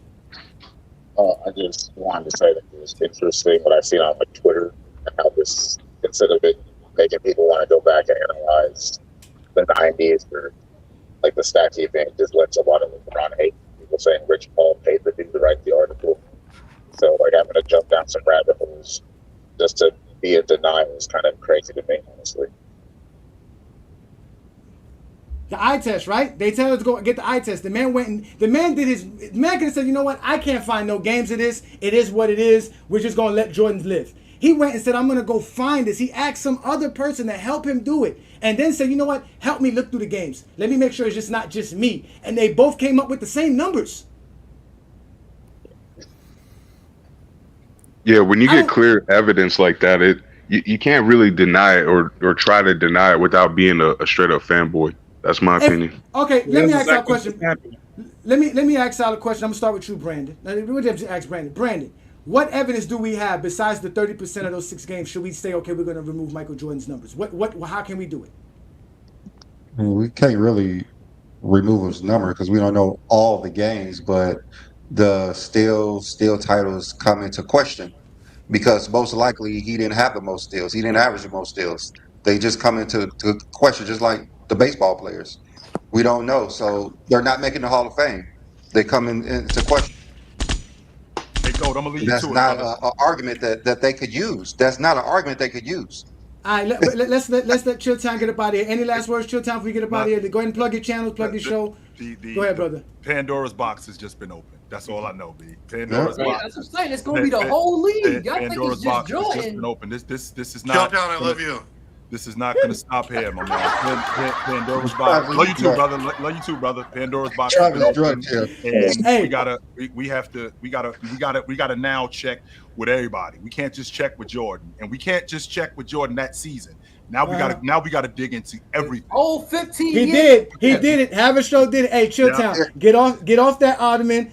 Say what's up to your mother. I'll see you on TikTok, brother. Call your mother. Hey, call your mother. When last time you talked to your mother? Call her. Let me talk to you, brother. Be good, brother. Be good. Be good. Also, for one thing, they're not going to go back and look at everybody. This is not a thing about everybody. This is about the GOAT debate. They're going to go back and look at Jordan. This is about the GOAT debate. This hurts Jordan's GOAT debate because his stats are fraudulent. Simple as that. We know for a fact now his stats are fraudulent. It hurts Well, Jordan. the man admitted to looking at these stats because that DPoY is like a huge factor in Jordan's GOAT case. At least that's what the JDR say. That's what. There's nothing that could really be done now. There's nothing can really be done. His stats are fraudulent, and the only reason a lot of people put him above LeBron because of these fraudulent steals and blocks that he had in a few seasons. Yeah. Later in his career, they dipped down so much. You could say he was older and all this other stuff, but he was getting less than half a block a season. He wasn't getting 2 steals a game no more because the stuff was corrected. But earlier in his career, those stats were fraudulent. Fraudulent. Facts. All right, let's let Ishmael get his word in. What up, Ishmael? Thank you for joining me. Ishmael is a GOAT James Kingdom member. Thank you, sir, for joining us. We're going to put the link up. We got another space if anybody wants to join. But go ahead. What do you think about today's topic, Ishmael? I don't think I'm really that surprised because I'm more surprised about the fact that the story is coming out and people are talking about it. But I'm not really that surprised that the mainstream sports media really hasn't talked about it. They've only done like a 2-minute section on it with Nick Wright, and so it's like I think they're just going to remain quiet on it until like more information comes out, about his stats. But I don't think I'm surprised at the fact that a lot of these stats seem to be like, they're just. Wait. What more information do we need? Well, how much more information can we get? The NBA has a 10-steal game. They didn't show us 10 steals. I think there's not one proof. There's not one proof of any game from 1988 anybody can show us that says Michael Jordan actually had the steals he had, or the Chicago Bulls box score was actually accurate. I agree. I'm not going to disagree. I just think that it has to be more. It has to go like get popular with it. We have to find more of it for them to finally, like, I think the mainstream media to finally say something about it, because they're pretty quiet on it. No, this article is going crazy right now. What do you mean? This is. Well, I'm big. talking about like when we talk about ESPN and stuff like that. I'm talking about like those type of people. It's not. Well, remember they're paid by Jordan, so they're not. That's what I'm saying. Yeah, like we're not hearing much from Sports Center, NBA. No. We're not Jordan Stephen A. like this. Yeah, so that's the type of that mainstream media. Like other than that's what I'm regarding that. But my take is that I'm not that surprised. But like today is pretty serious. Like it's really serious and more transparent when it comes to stats. Like just last year, Jaren Jackson was critiqued about the fact that if his blocks was fake, or if like the Grizzlies home court was faking a lot of his stats. And so they proved it to be wrong. They proved it to be wrong, and they proved exactly. Yes, it's because it was somebody from Reddit that pointed it out that his stats could be wrong. That could be wrong, and so like they had to go over it in order to make sure like this is actually a real thing. But I also wanted to say is that people are saying, well, now we got to look at everybody. We got to look at all these people and stuff. And so when I look at this is 1988, and so the person with the second most steals was Alvin Robertson. And it's not just about, you got to Alvin Robertson got a crazy amount of steals. So, he got 243. What you need to compare is the differential number, like the difference between him and home games. And like Jordan was 176%, right? Differential. That's extremely high. Like we're talking about somebody that's in second place is like 148%. You see the entire difference of that? That's huge. And so it's like then like just imagine third and fourth, the number is going to probably decrease, I'm pretty sure, or maybe it's going to be more consistent. I'm pretty sure of that. And so you that's what I'm saying. Like you got to compare the differential number, and then you'll get an honest perspective to see like how much of a difference was everybody else in that aspect. So that's man, ain't cheating, man. Ain't no difference needed. Niggas is cheating. Well, you gotta compare the difference, Craig. You can't just say everybody cheated just because obviously your home stats are going to be more than your away stats. That's clear, but you got to see the difference. Like Jordan has an outrageous like 176%. That's crazy, man. That's huge. The league is cheating. I agree with Craig. They say went to a conference and was encouraged to cheat with some of the stats for everybody. So I'm not going to deny that, but I'm just saying, like this man, like his number is like it's so much bigger than everybody else's, right? It's like, but that's because there definitely was probably, like you guys said, there was a narrative to get him the DPoY. I mean, I believe that. I mean, Michael Cooper's. I mean, let's be honest. Mike's 87 stats destroyed Cooper's, but he was on the 87 Lakers, and they had a really good team. I mean, there was no business giving him the DPoY over Jordan or anyone else. I think if you look at his actual Jordan numbers, wasn't even above 500. That's why he wasn't. He was. Well, he had a bad exactly, season. and like exactly, but like also like you said, there was a lot of. It was purely based on stats back then. Win shares did exist then as well, but you think like I think. Either Hakeem would have won, but like you guys are also saying, like how cooked were Eaton's or Hakeem's stats, like probably not to the degree Jordan's was. I agree completely, but it's all relative. But calling each other, yo, we should gonna give Hakeem next game. All right, I'm gonna give Jordan this game. Yeah, but I mean, I don't think that Mike I mean, obviously with this coming out, it's just like, you know, it definitely raises some questions about, you know, especially because it directly affects my ranking criteria. So that's why I'm. He's officially disqualified from the GOAT debate. Jordan is no longer allowed in the GOAT debate. Hold on, Twin Man. Reggie Reg is back in the building. He's running out of money, ladies and gentlemen. This is going to be a long show for you, Reggie. I told y'all how the Bible if God's watching. Y'all, listen, y'all thought LA was going to let y'all keep disrespecting Kobe, nigga. If Michael Jordan had 10 steals, nigga, come and show me, nigga. Y'all can't do it. So he says here, they probably padded his 35 points per game too. No, Jordan padded for that. We already proved Jordan was stat padding to score 35 points per game. That's how he was able to do it, by shooting 27, 28 times per game. Anybody in NBA history will average that shooting that. So let's let Wayne get his take in. We got Reggie Reg to get his money in. Wayne, thanks for being patient. What's your take on today's show? And is it official? Is Michael Jordan's legacy officially tarnished and under question? Yes, it is. We got questions and answers too. So I don't know what the hell is going on over there, but I've seen this. Where are you at, I think Wayne? there was some version of it years ago. Was that? Dude, Wayne just walking through the hood right Was now. No, I'm in my yard right now. Between him and Sturdy, we don't know where they be at. Sturdy be in gunfights, and then you over here got dog fights over here. You over here being Michael Vick. Go ahead, Wayne. Yeah, and I guess coincidentally, I just finished some research as well pertaining to where the GOATs rank. So I got my top 20 list, and it's pretty interesting. I will say that. But the reality is, I think I might be able to do it on the Friday night podcast. But when I check all the rankings of where people are, that definitely calls into question where Michael Jordan is ranked. So I got some serious issues with that. You got some serious issues. All right, so are you removing 30% of Jordan's stats? Because that's what we're doing. We're removing 30% of all his stats in block, steals, report. Jordan no longer averages 30 I'm good with that. 6 and 5. He averages 34 and 3 here in GOAT James Kingdom. He only averages 1.5 steals, and he averages 0.5 blocks per game. Is he still I let him live with that, but was that? Listen, we're gonna let Twin Man cook because you guys are not ready to actually put Michael Jordan's legacy on fire. This is GOAT James Kingdom. We ain't got no time for you guys. Everybody in that era legacy on fire. Hey, y'all go putting everybody after we already prove it ain't everybody. It's just Zesty. It's just Michael.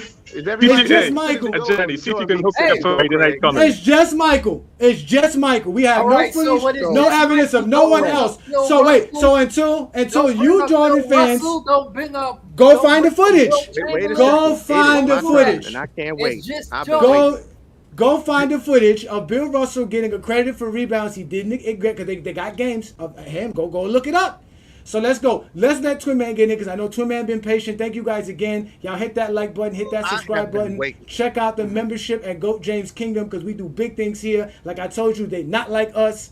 Sometimes you gotta pop out of show, niggas. We certified boogeymen. We just up the score on them.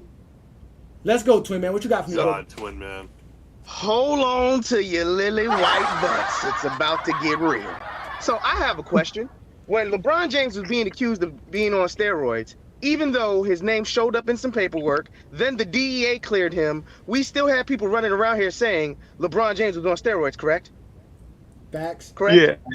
Facts. So we have evidence, and we have evidence from the federal government that he did not do this, but we still have people running around saying he did it, right? Still. Right? Still. Yeah, people like Pee Wee Herman. I just want to know something. We have evidence and videotape evidence. Someone did the research, counted the steals, counted the blocks, and they're saying, this doesn't add up. And y'all are sitting here saying this doesn't tarnish his legacy. How does this not tarnish this man's legacy? You want to say, Craig, everybody back then was doing it. You know what? I agree with you. Are they counting everyone in the 1980s as the GOAT? All right, so when we have this GOAT debate, why do y'all bring up other that is a players? yes or no question, sir. What? This is Twin Man's time to cook. Are they counting everybody in the 80s as the GOAT, or is it just Jordan? It's Kareem too? Ah, it is Kareem. It is Kareem. Good job, Craig. That's my calling DJ the delegate. GOAT? It is Kareem too. That was a nice they comeback. calling I ain't gonna lie. Don't do that. Craig, you can try it, but you ain't gonna win today, baby. Who are they calling the GOAT? They are calling Jordan the GOAT. If this was LeBron James, But you don't believe this it. would be plastered all over every news outlet. Right All right, now. hold on. So Wait a for minute. this to Shout out. be- Wait. Hold on. Don't let me mute everybody. Let me get this in. Shout out to CDog67, a true GOAT James Kingdom supporter. He does it better than you, Reggie. You need to step up, Reggie. Like he said, great show, by the way. I'm still in that pinky soundbite. Listen, if you Zesty Jeffries can't do it right, I'll put you in the dugout. I know Mac Def is not a Zesty Jeffrey, but if you're going to defend the Zesty Jeffries, that's not your job here. Let Craig, let Travis and Ralph do that, because they do a better job than you ever would do, Mac Def. So don't ever come on GOAT James Kingdom trying to tell us what we should do and not do. That's not happening here. So shout out to you, C-Dog. You are a true supporter. Thank you so much, man. I can't wait to see you on the top 50 greatest show coming up very shortly. So thank you for the love and support there. Thank you so much. All right, so go ahead, Tim, man. Go back to cooking and doing what you're doing best, brother. So let's just say this right here. If this was LeBron James, they would be sitting here saying, not only should his stats not count, not just the 30 or 40%, they would say none of his stats count. We should wipe him out the record books. If this was anybody else, that's how they would be talking. So why is it no? Everybody. And if the stats I don't feel the same energy, the same fervor that people give LeBron James. This is supposed to be Air Jordan. I mean, this man stopped crime, Craig. Hold on, wait. Stop crime. Talking about stopping crime, two man. The same man who said Jordan stopped crime and told us that he was a construction worker for a living, now actually cooks for a living. He be in the back of Denny's making your breakfast for you in your Grand Slam, ladies and gentlemen. Shout out to Willie Sullivan. What I need from every Jordan fan that keeps LeBron James in his mouth, sitting here saying he's a choker in 2011, that he's really not a leader, he's a bum. All these people running around with the dumbass memes. I need y'all to have the same energy. Y'all had no evidence talking shit about LeBron James, talking about he was sitting here shooting up steroids. Y'all had no evidence for none of the bullshit y'all running around here saying. This is evidence, factual evidence. Do I understand that there were other people in the 80s doing this exact same thing? Absolutely. None of them are being considered the GOAT. None of them are sitting here having the defenders that Michael Jordan has to this day to make it seem like this man can do no wrong. He cooked the books to boost his legacy, and that should disqualify him from anything, period. I like how you freestyle that. Hey, Twin Man, I got a question for you, Twin Man. Twin Man, I got a question for you. Who's the best guard shot blocking ever? The best shot blocker ever? Shooting guard. What's the best shooting block guard of all time? I can answer that now. I can answer that question now. Hold on, wait. It's right there. It's right there. It's right there. It's right there. It's right there. It's right there. It's right there. Motherfucking way. That was my point. That was my point. And listen, it took 21 years for Jordan to surpass LeBron in blocks per game, because right now LeBron's at 0.7 and Jordan's we know is at 0.8 superficially. It's not 0.8 for real. So even at that, we know with Michael Jordan, because remember, we're moving 30% of all of Michael Jordan's stats, rebounds, blocks, steals, all of that at 30%. So he averages 34 and 3, 1.5, and 0.5 blocks per game for his NBA career. And what makes this even more disgusting, bro? Jordan's ability and his athletic ability, he didn't need to cook the books. He's a great player. He didn't need to he had to cook the books. He had to cook the books because he had to sell shoes to stop crime. Yeah. You can't sell shoes if you're not an all-star. Remember, he had a special deal in his Nike contract that if he won a scoring title and if he won things like that and he made the all-star team and things like that, he gets bonuses. Besides the idea of selling shoes. That's it was the money because that's how players had to. And in 1988, that was one of the biggest marketing campaigns for Nike and Michael Jordan because the All-Star game was in Chicago. So LeBron it was in Chicago. Right. All of the Michael Jordan shoes, and just like they still do to today, are shown during either the NBA Finals, but since Jordan couldn't make the Finals then, they used to show it during the All-Star game. Okay. So when you wanted to see the new pair of J's, you had to tune into the All-Star game. So you didn't watch the game, you watched the commercials because you know a whole lot of the commercials. You know, hey, Johnny, this is mostly Jordan fans' fault. You know, this is Jordan fans' fault is because they have scrutinized LeBron James' entire career. His entire career, they have completely scrutinized. It's like the tables have turned where it's like, okay, hold up. Now we're going to start looking at these games. If we can find footage of anything, we're going to compare the skill level. We're going to see if Jordan traveled a lot, which he did. And then we're going to see the fact that yeah, it is. Yes. Yeah, I saw it. He traveled a lot, pivot foot issues and all that type of stuff. And yeah, they allowed Jordan to travel for his dunks because they were trying to market the dunk back then. So if he had to take an extra step or two to get that lift off, they would give it to him. But it's like, so I have a question. Do this new knowledge move Bill Russell ahead of Jordan? Because it's always been Jordan's tactics. That's a good discussion. Well, my thing is that is this article a proof that Jordan was part of was he like working with a man or something like that? Yes. It's probably, I don't think it's too much of Jordan's fault, but I know he wanted it. He wanted it, but since his stats are not what it should be, Bill Russell's stats apparently is not better than Jordan. So Brandon, we're not letting him go, Brandon. Come on, do a better job than that, Brandon. Listen, Brandon, this man it was noted that since his rookie season, Michael Jordan used to come to this man to find out what the stats were during the middle of an actual basketball game. Michael Jordan is on national television pleading for defensive accolades and MVP in 1987 because of 200 steals and 100 blocks. Yeah, he was pleading to be MVP of the league with a losing record. Yes, with a losing record. Playing. And after he gets recognized for being after he gets his recognition for being a great defender and winning Defensive Player of the Year and making his first All-Defensive team, his numbers go back to kind of normal. They no longer start cooking his numbers for him.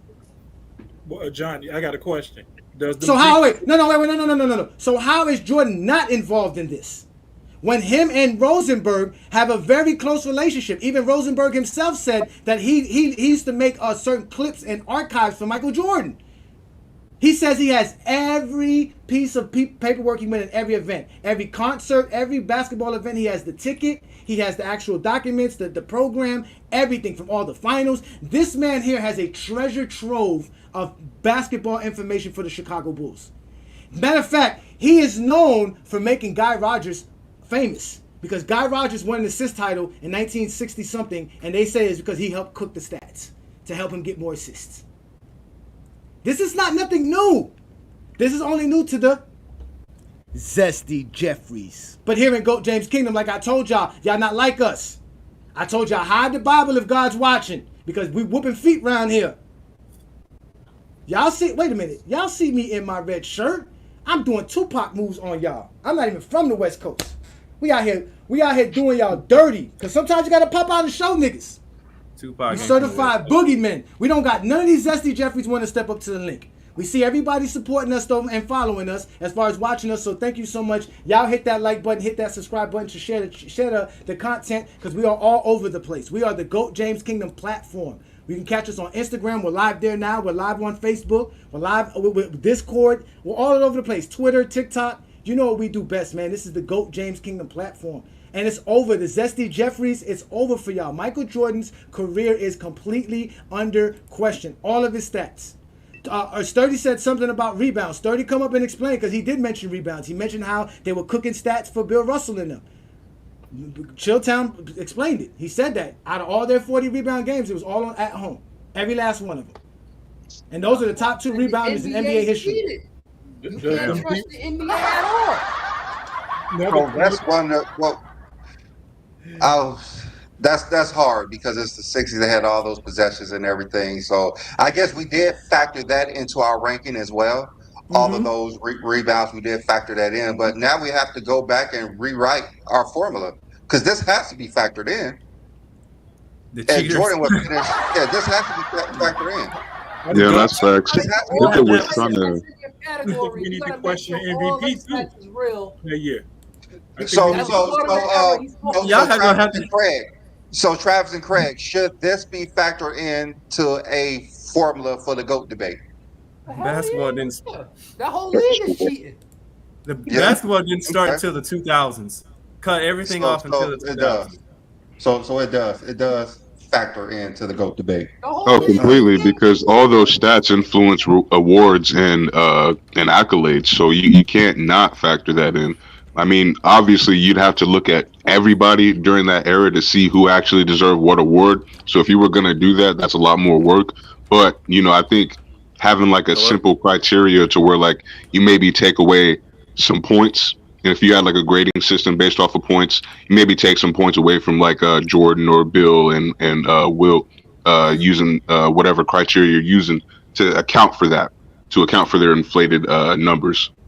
I mean, I read somewhere what about his assists? And so what we actually did was we had a separate criteria for the 40s through 70s or something, or 60s. So we will have to have a separate criteria for the 80s and for the 90s because those stats are fraudulent. So it should have been like that from the beginning, because you can't really say that the 80s and 90s are like the 2000s and onwards. Like, it's a completely different game of basketball at that point. All right, so let's get everybody's takes on this. So, John, how does this affect the GOAT debate? It really affects it, and doesn't only affect the DPoY. Does it affect the MVP award that year? Because those numbers on the defensive side help him win that MVP award as well. Yes, it helped him get the MVP. So you want MVP and DPoY the same year? Now I got to question both of those awards those years. So do you have 4 MVPs and no DPoY? So I got questions about all of it, of Jordans. We're going to start with Jordan. We ain't getting away with everybody. We're going to start with Jordan, and then y'all can go to everybody else. We're going to start with Jordan. Be honest with you. We just need to go because he's the one who's being propped up to this imaginary pedestal. Well, all right. Well, so Travis, does this affect the GOAT debate? Well, I mean, it definitely can. I mean, like I said, I would need to see like some official adjustments, but absolutely. I mean, I'd be a wildly biased homer if I said no, especially if like I'm basing my rankings on fake stats. I mean, obviously, like we've already discussed, like it could be going on for a lot of players, but if there's proof that obviously Jordan was getting preferential treatment and 30% of his, DPoY year stuff was like bogus, then I mean, yeah, I would absolutely say that matters because it's, that's how you rank players. Yeah, that's great. All right, Craig, you love 1988. I've never seen nobody show 1988 better than you have. You've displayed that. I don't know how many times you want me to say it's fucking cheating. The NBA cheating. I don't know how many times you want me to say the NBA cheating. Like, God but how does it affect the GOAT debate? How does it affect the GOAT debate? That was the real question. Oh, wow. Hey, Craig, who do you have as the GOAT today? I still got Jordan, though, but until the NBA make an official statement,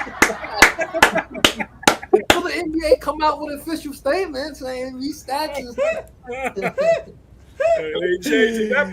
Oh, my God. So, New World, how does this affect the GOAT debate? I got Jordan third behind Kareem now. Like, we're just gonna do it like that because I've always been a bit skeptical. I mean, don't get me wrong. I'm not trying to devalue Michael Jordan as far as him as a player because he was great. Like, it was nice to watch him in the 90s. He was never my favorite player, but I thought his game was nice. My thing is, though, when you talk about all-time rankings and all-time debates and whatnot, you can't be disingenuous and claim, like a lot of these JDRs, that LeBron shouldn't be top 10 because of this, that, and the third, and he cheated or he quit or he did steroids, but you're not going to keep that same energy for Jordan, who obviously had the league manufacture a lot of his greatness, like from the marketing to the stat inflation to just how he was able to win his championships. The 2 3-peats, that's an amazing feat, that's an amazing accomplishment, but I don't think you can overlook the fact that a lot of that could have been doctored. I'm not sure exactly. I mean, I don't really want to get into his finals games because that's a whole separate conversation about whether those are rigged or not. But I do think for everything else, as far as his stats and accolades, even I don't know. No, we're gonna stay away from the finals. We're gonna stay away from the finals. It's a yes. It's a yes to you. All that you just said, you just wanted to say fucking yes. It's a yes. Yes. It's funny So how he y'all was like use a these lawyer. JDRs, the people that don't talk basketball, as the reason why something. When y'all talk to people who talk basketball, it's like y'all only use what the GDRs or whoever y'all want to call say as your vocal point. But real basketball players who don't have those focal points, y'all never say anything about what we You know say. what? You know why, Craig? Y'all always use with these JDRs, these trolls. Craig, Y'all Craig, always use these trolls as a reason why you say these things, and y'all don't talk basketball with them, but y'all sure know what they say every single day. Well, because they're in the comments. They're safe in the comments. That's what they base. That's what they tell us. There's They're safe. hundreds of comments of them Oh, wait, right Craig, now. Craig, You don't have to today, go to it. Craig, today I had one call me DM on Instagram. This is not the first time they've done that. They did another one. I told him show up on the show Sunday. He was like, "Nah, let's." Stop posting in your group. But that's it. But that's what I'm saying, Craig. But that's why. I don't want Craig. nobody DM me about my opinion about LeBron or Jordan. But Craig, that's why we appreciate you though, bro, because you help us understand that it's not all of them are not like that. Like there's people like you out there that still show up and talk the game. So you there but to not help talking them. to me like I'll be like, oh, LeBron this, LeBron. No, because that. they're rooting for If you in the say comments. LeBron was the second greatest player of all time is a knock. Uh-huh. I don't know what else. But you don't get mad when they root for you in the comments. You don't get mad when they rooting for you in the comments saying Craig is cooking this, Craig is on top. I don't even acknowledge those. Y'all do. Y'all acknowledge it. That's what we're supposed to do. That's what we are. We are GOAT James Kingdom. We acknowledge all our supporters here. So again, don't say the Zesty Jeffrey support us, Craig. I don't say The Zesty Jeffrey support us. Are you a part of GOAT James Kingdom or not? Because we like to think you are. I am, but y'all making it seem like Okay, I just want to make sure. Saying some foul shit. I don't. No, but they appreciate you, Craig. They appreciate you, Craig. You keep doing what you do best. You the best out here. So let's the NBA cheating. I'm a Jets fan. I'm about to No. All right. Hey, Ocho, does this affect Jordan's GOAT debate? Does this affect the GOAT debate in general? Yeah, it definitely should, just because I've heard a lot of people say that like a main reason why LeBron can't be on Jordan's level is the defense, and then they'll even use the defensive player of the year. Like that just definitively makes someone a better defender, which I don't know. It just lets me kind of question how much basketball knowledge they truly have. Like that means they think Rudy Gobert is far superior to Tim Duncan on defense, you know? Like they must have all types of opinions if they're going to go on one defensive player of the year instead of watching who these players are actually defending. Like, of course, Jordan's going to look better. Like he looks better guarding Clyde Drexler than anyone's going to look guarding fucking Kevin Durant. Like, I don't know. I don't know what they expect. They expect from LeBron. Yeah, like the GOAT debate, it's kind of always been like a best player debate. And I don't know, like greatness and the better player. I care more about like the best players I've seen, but like GOAT, I don't know. Like if you're really like if it's the best, like they've been trying to say the whole time, then I don't know how there's even having Jordan like top 3, top 5, like the most talented player you've ever seen. Like it's okay. That was like 30, 40 years ago. Like it's like people are going to get better, and that doesn't take away from the greatness, which is what the debate kind of gets, confused with. True. Yeah, True. I have Jordan probably like 2 right now. Right now. I'm not mad. That's a valid. That's a valid option. Like if I would say that LeBron number 2, I get shot at. Like what the fuck? I mean, I usually don't even have a problem with your takes, Craig. I do be kind of using you as like the Jordan delegate when I be making some of my little rants, but nah, man, you be having cool takes. Mindset. Y'all make it seem like I agree with them. I don't. Travis and Craig knew before the show started what today was going to be about. They really didn't have nothing to fall on. They knew it was over. They knew. We even brought footage. We gave them the footage. We showed them the footage. We got footage for y'all. We did all of that. I was pre-gaming, dude. So let's let Ishmael get the take. Ishmael, does this affect the GOAT debate or not? Be quick so we can let Sturdy come in. Yeah, I just think that Jordan has too many coincidence situations. Like I thought Jordan couldn't be the GOAT just because he played in illegal defense. That was weird when I found out how the rules were. But I just gave the benefit of the doubt. I think it does. I don't know how you rate it or based off the criterion and the stats stuff. It's kind of hard. I guess we're just gonna have to put cheater on the side or something. So asterisk. They put an asterisk on the bubble championship, right? It's supposed to be an asterisk next to the bubble championship, right? Yeah. That's what they said. It's an asterisk next to the defensive player of the year, 1988. It's an asterisk. Yeah. 30 NBA points a is game. an asterisk. Everything the NBA does is an asterisk. Fuck the NBA. Peter I'm rebound, going back. Peter block, Peter Sturdy, you were one of the few that actually listened. Actually, I'm sorry, that actually read the article. So, what is your take after reading the article? And did you watch the actual interview that he put on Yahoo Sports as well? We put some clips up. Did you get a chance to watch the beginning of the show and anything that we talked about? Go ahead, brother. The floor is yours. First of all, salute everybody. I did watch most of the interview. I read the article. I came to the conclusion is this, which is something that we always knew. Like, people was told Jordan was the GOAT, more so Jordan was the actual GOAT. And the reason why I always said this because the reasoning and criteria that people use to place Jordan as the GOAT doesn't and was never consistent to the ranking of the other players behind him. So to answer your follow-up question, I don't think this affected the GOAT conversation because there was never a logical reason why he was the GOAT in the first place. Right. Yeah, that's think about it. Think about it. Just go on GJK history. Hold on. Hey, T Perfect, bro. I was muted. Salute to you, brother. But anyway, look at the GJK history, bro. Like, okay, who's the better defender? GJK always showed objective evidence. Jordan representatives and delegates, inconsistent, shaky evidence. Then they move the goalposts. Okay, who's the better scorer? Who's better in the playoffs? So on and so on and so on. Even in general consensus, right? When people use things like, oh, when he was considered the consensus GOAT at 1992, people was making up things like, oh, the first scoring guard leads his team to a championship. The first guy to lead his team in scoring, lead the league in scoring to win a championship. All those was hyperbolic lies. So it came to understanding, like, we all knew the reality of objectively, there really was no Jordan becoming the GOAT. It was always a subjective thing. And that's why I always said he's the greatest he's the greatest marketable player ever because of those reasons. The level of emotion, the level of passion, the level of delusion and loyalty that his game rippled upon in terms of impact on the game it will always appreciate it and will never be forgotten. But nevertheless, taking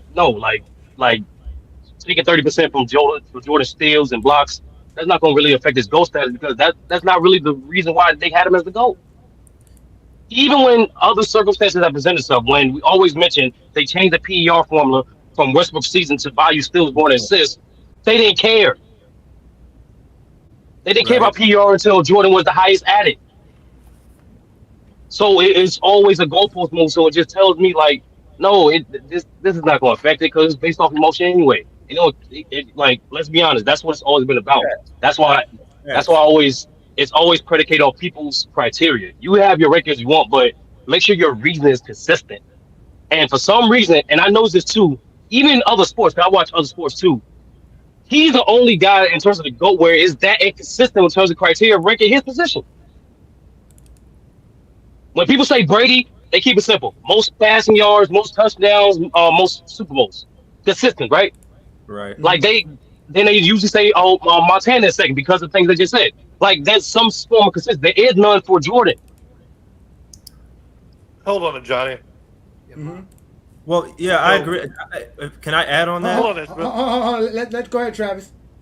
So, just to answer that, before all this broke, and like I said, I'm not opposed to adjusting my take because, like I said, I'm not some biased Jordan homer. But like I said before that, what Sturdy said, like he was right when he said it depends on your criteria. My criteria is based on what you did on the floor, and it's not based on accumulation of stats because I think that's wildly disingenuous because careers end all the time.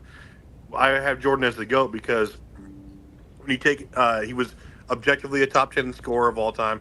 He was objectively, if you actually use metrics and the stats that we're now questioning, he was a top 10 defender of all time. You can make that argument.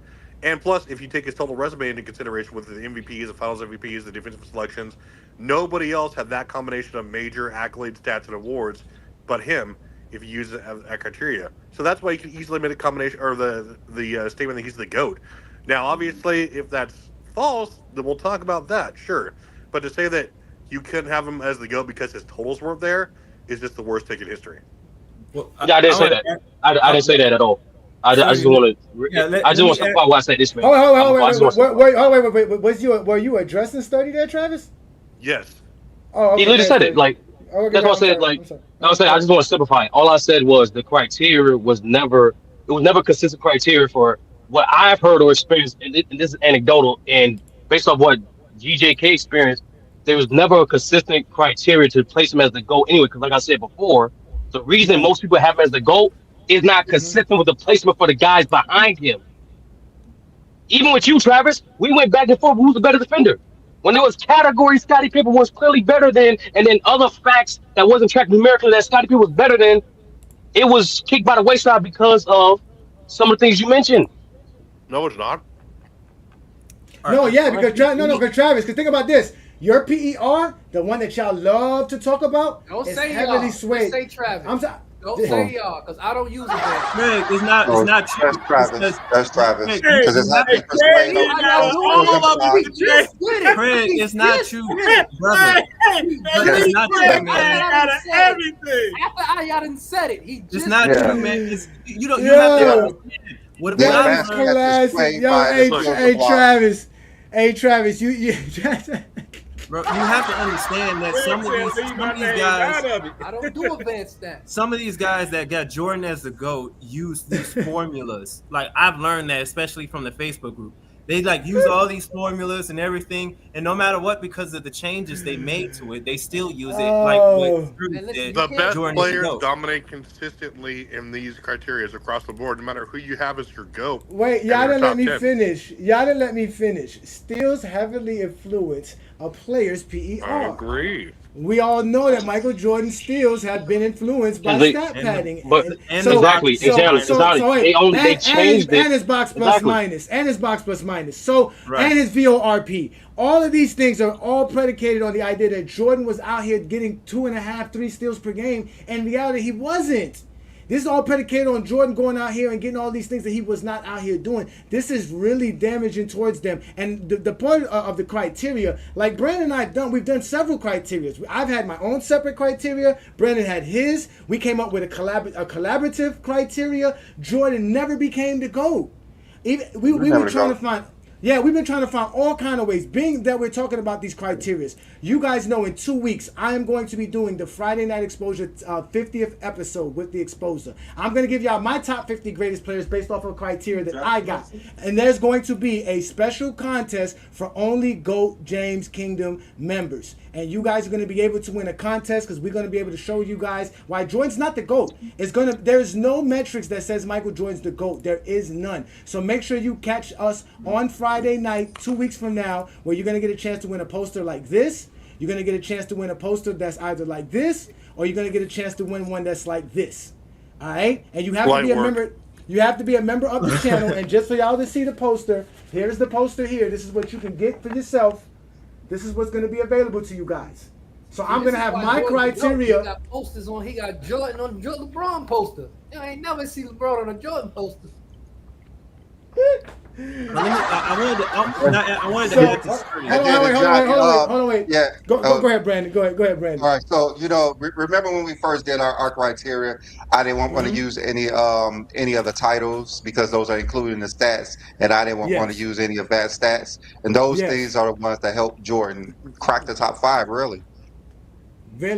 Really, advanced metrics. And listen, it's going to be tough. Now again, we had to adjust it, Brandon, for the 60s guys. And remember, it was before 1975. It was pre-merger. The guys who played or were drafted before the pre-merger. We based it off Kareem's career, so it was whatever Kareem had, because we based it off of whatever Kareem had. Anybody who was drafted before Kareem, basically anybody who played in the 60s and the 50s, we had them have different numbers. So that was that. But what can we do for the 80s and the 90s now that we know they were doctoring numbers, Brandon? How do we do that? Because I'm ready to take away 30% of Jordan's numbers, yo. I've been told you John Stockton. I've been told you John Stockton not top 5 point guard. Yeah, you were right, bro. I've been told you. Shots fired. I've been told you. Shots fired. Shots fired. Shout out to Sturdy. There you go, Sturdy. I was waiting for it, Sturdy. I've been told you that though. Sturdy. They again.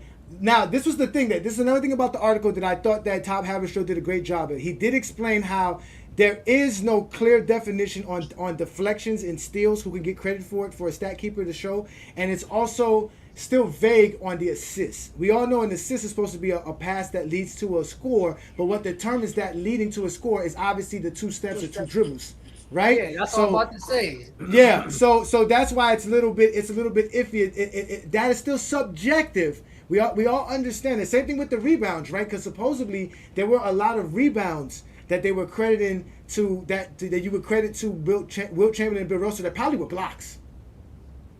Them just grabbing the ball out the air. But right? but for them for the Wilt guys, get a block and someone else grab it, but for the Wilt, is it at a rebound? no, for the Wilt block, the guy who gets the rebound, who catches it, would be the rebound. But yeah, that's what I'm saying. But what Bill used to do, Bill used to block the ball inbounds to catch the rebound. So he never really he used to keep the ball in play. That's what he used to tell the coach. I can still keep the ball in play. So that was the thing there.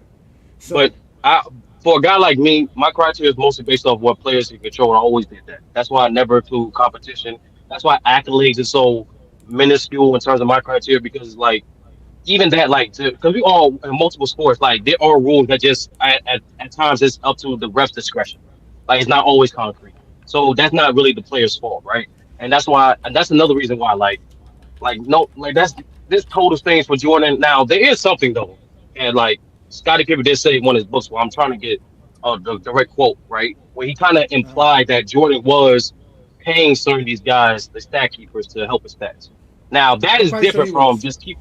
That's completely different from just like I don't care if players keep track of their stats or like that. I don't care about that. Like everybody does that. It don't matter. But at the end of the day, is more so like if he did that, and that's different. Like you're directly influencing cooking the books now, versus the league trying to push you. He was doing that. That's exactly what Zesty Jeffrey that was doing. Be stupid for him to be paying to do something to help him get paid. Like you losing money there. Jordan, hold on, wait, Ishmael, wait. And listen, hold on, wait. We got to get up out of here. So we got to hold. At the end of the day, Jordan was gambling on himself. So he was paying to get stats. That's what Jordan was doing. Let's let Paul get his word in because we about to get up out of here. You join late, Paul. Make it real quick because we actually got to get going. What do you have for us on the whole topic? Do you think Michael Jordan's legacy is completely tarnished now that we found out they were doctoring his stats? Are you there, Paul? Paul, you're on mute. You're on mute, Paul. Unmute yourself. Paul, are you there? All right, Paul's not there. So you had your chance. We're going to have to let you go. So, ladies and gentlemen, this has been a good show, ladies and gentlemen. This is what we do best here. This is the GOAT James Kingdom platform. Brandon and I do it like none other. We go live every Sunday, noon Eastern time, to talk about the GOAT conversation in basketball. You guys know you can follow us right here on YouTube. We're also live on Instagram and Facebook. We have over 90,000 members in our Facebook group, but we're also on TikTok, Instagram, Twitter. We're all over the place. We are the GOAT James Kingdom. We pop out and show niggas. We the certified boogeyman. We up the score on them. It's over. It's completely over for Michael Jordan. He is disqualified from the GOAT debate. He has been exposed as a stat patter in all dimensions. In every facet of a stat patter, Michael Jordan is that. None of his stats matter. That's why you guys don't like to talk the stats.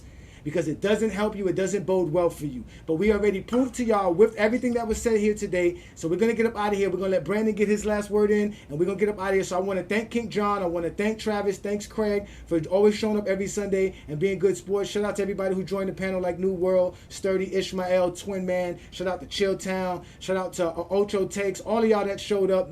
Everybody that represent the GOAT James Kingdom. Y'all make sure to get that like button, hit that subscriber button, become a member of the channel. Please do, because we're doing it big here at GOAT James Kingdom. So any last words, Brandon, before we get up out of here? No, none really. Just Jordan's scoring titles most likely are legit. Defensive Player of the Year, some MVPs, even the Finals MVP, not really legit because, he was given certain things. But let's just stop talking about this defense stuff that Jordan got because that's just fraudulent. He's completely fraudulent. He is not the GOAT of anything. He is not the GOAT here in GOAT James Kingdom, ladies and gentlemen. We showed you the footage. So again, we don't have to play no games with y'all. Here is the evidence of Michael Jordan getting doctored up. It's completely said by Tom Haberstroh. He did a job. He showed us everything. He showed us how Michael Jordan was getting stats cooked up for him to win championships. It is the most lopsided defensive player of the year road to home splits in NBA history. Michael Jordan's defensive player of the year is officially be called in question. It's over for him. We're going to get up out of here, ladies and gentlemen. This is GOAT James Kingdom. And what we're going to leave you with, though, ladies and gentlemen, is the fact right here, what we have here for you guys is the game where Michael Jordan played. And this is what we want y'all to tell us was exactly how many steals Michael Jordan had in this game. Ladies and gentlemen, we're about to get up out of here. Thank you, gentlemen, for showing up. Peace and blessings. This is the GOAT James Kingdom platform. We are out of here.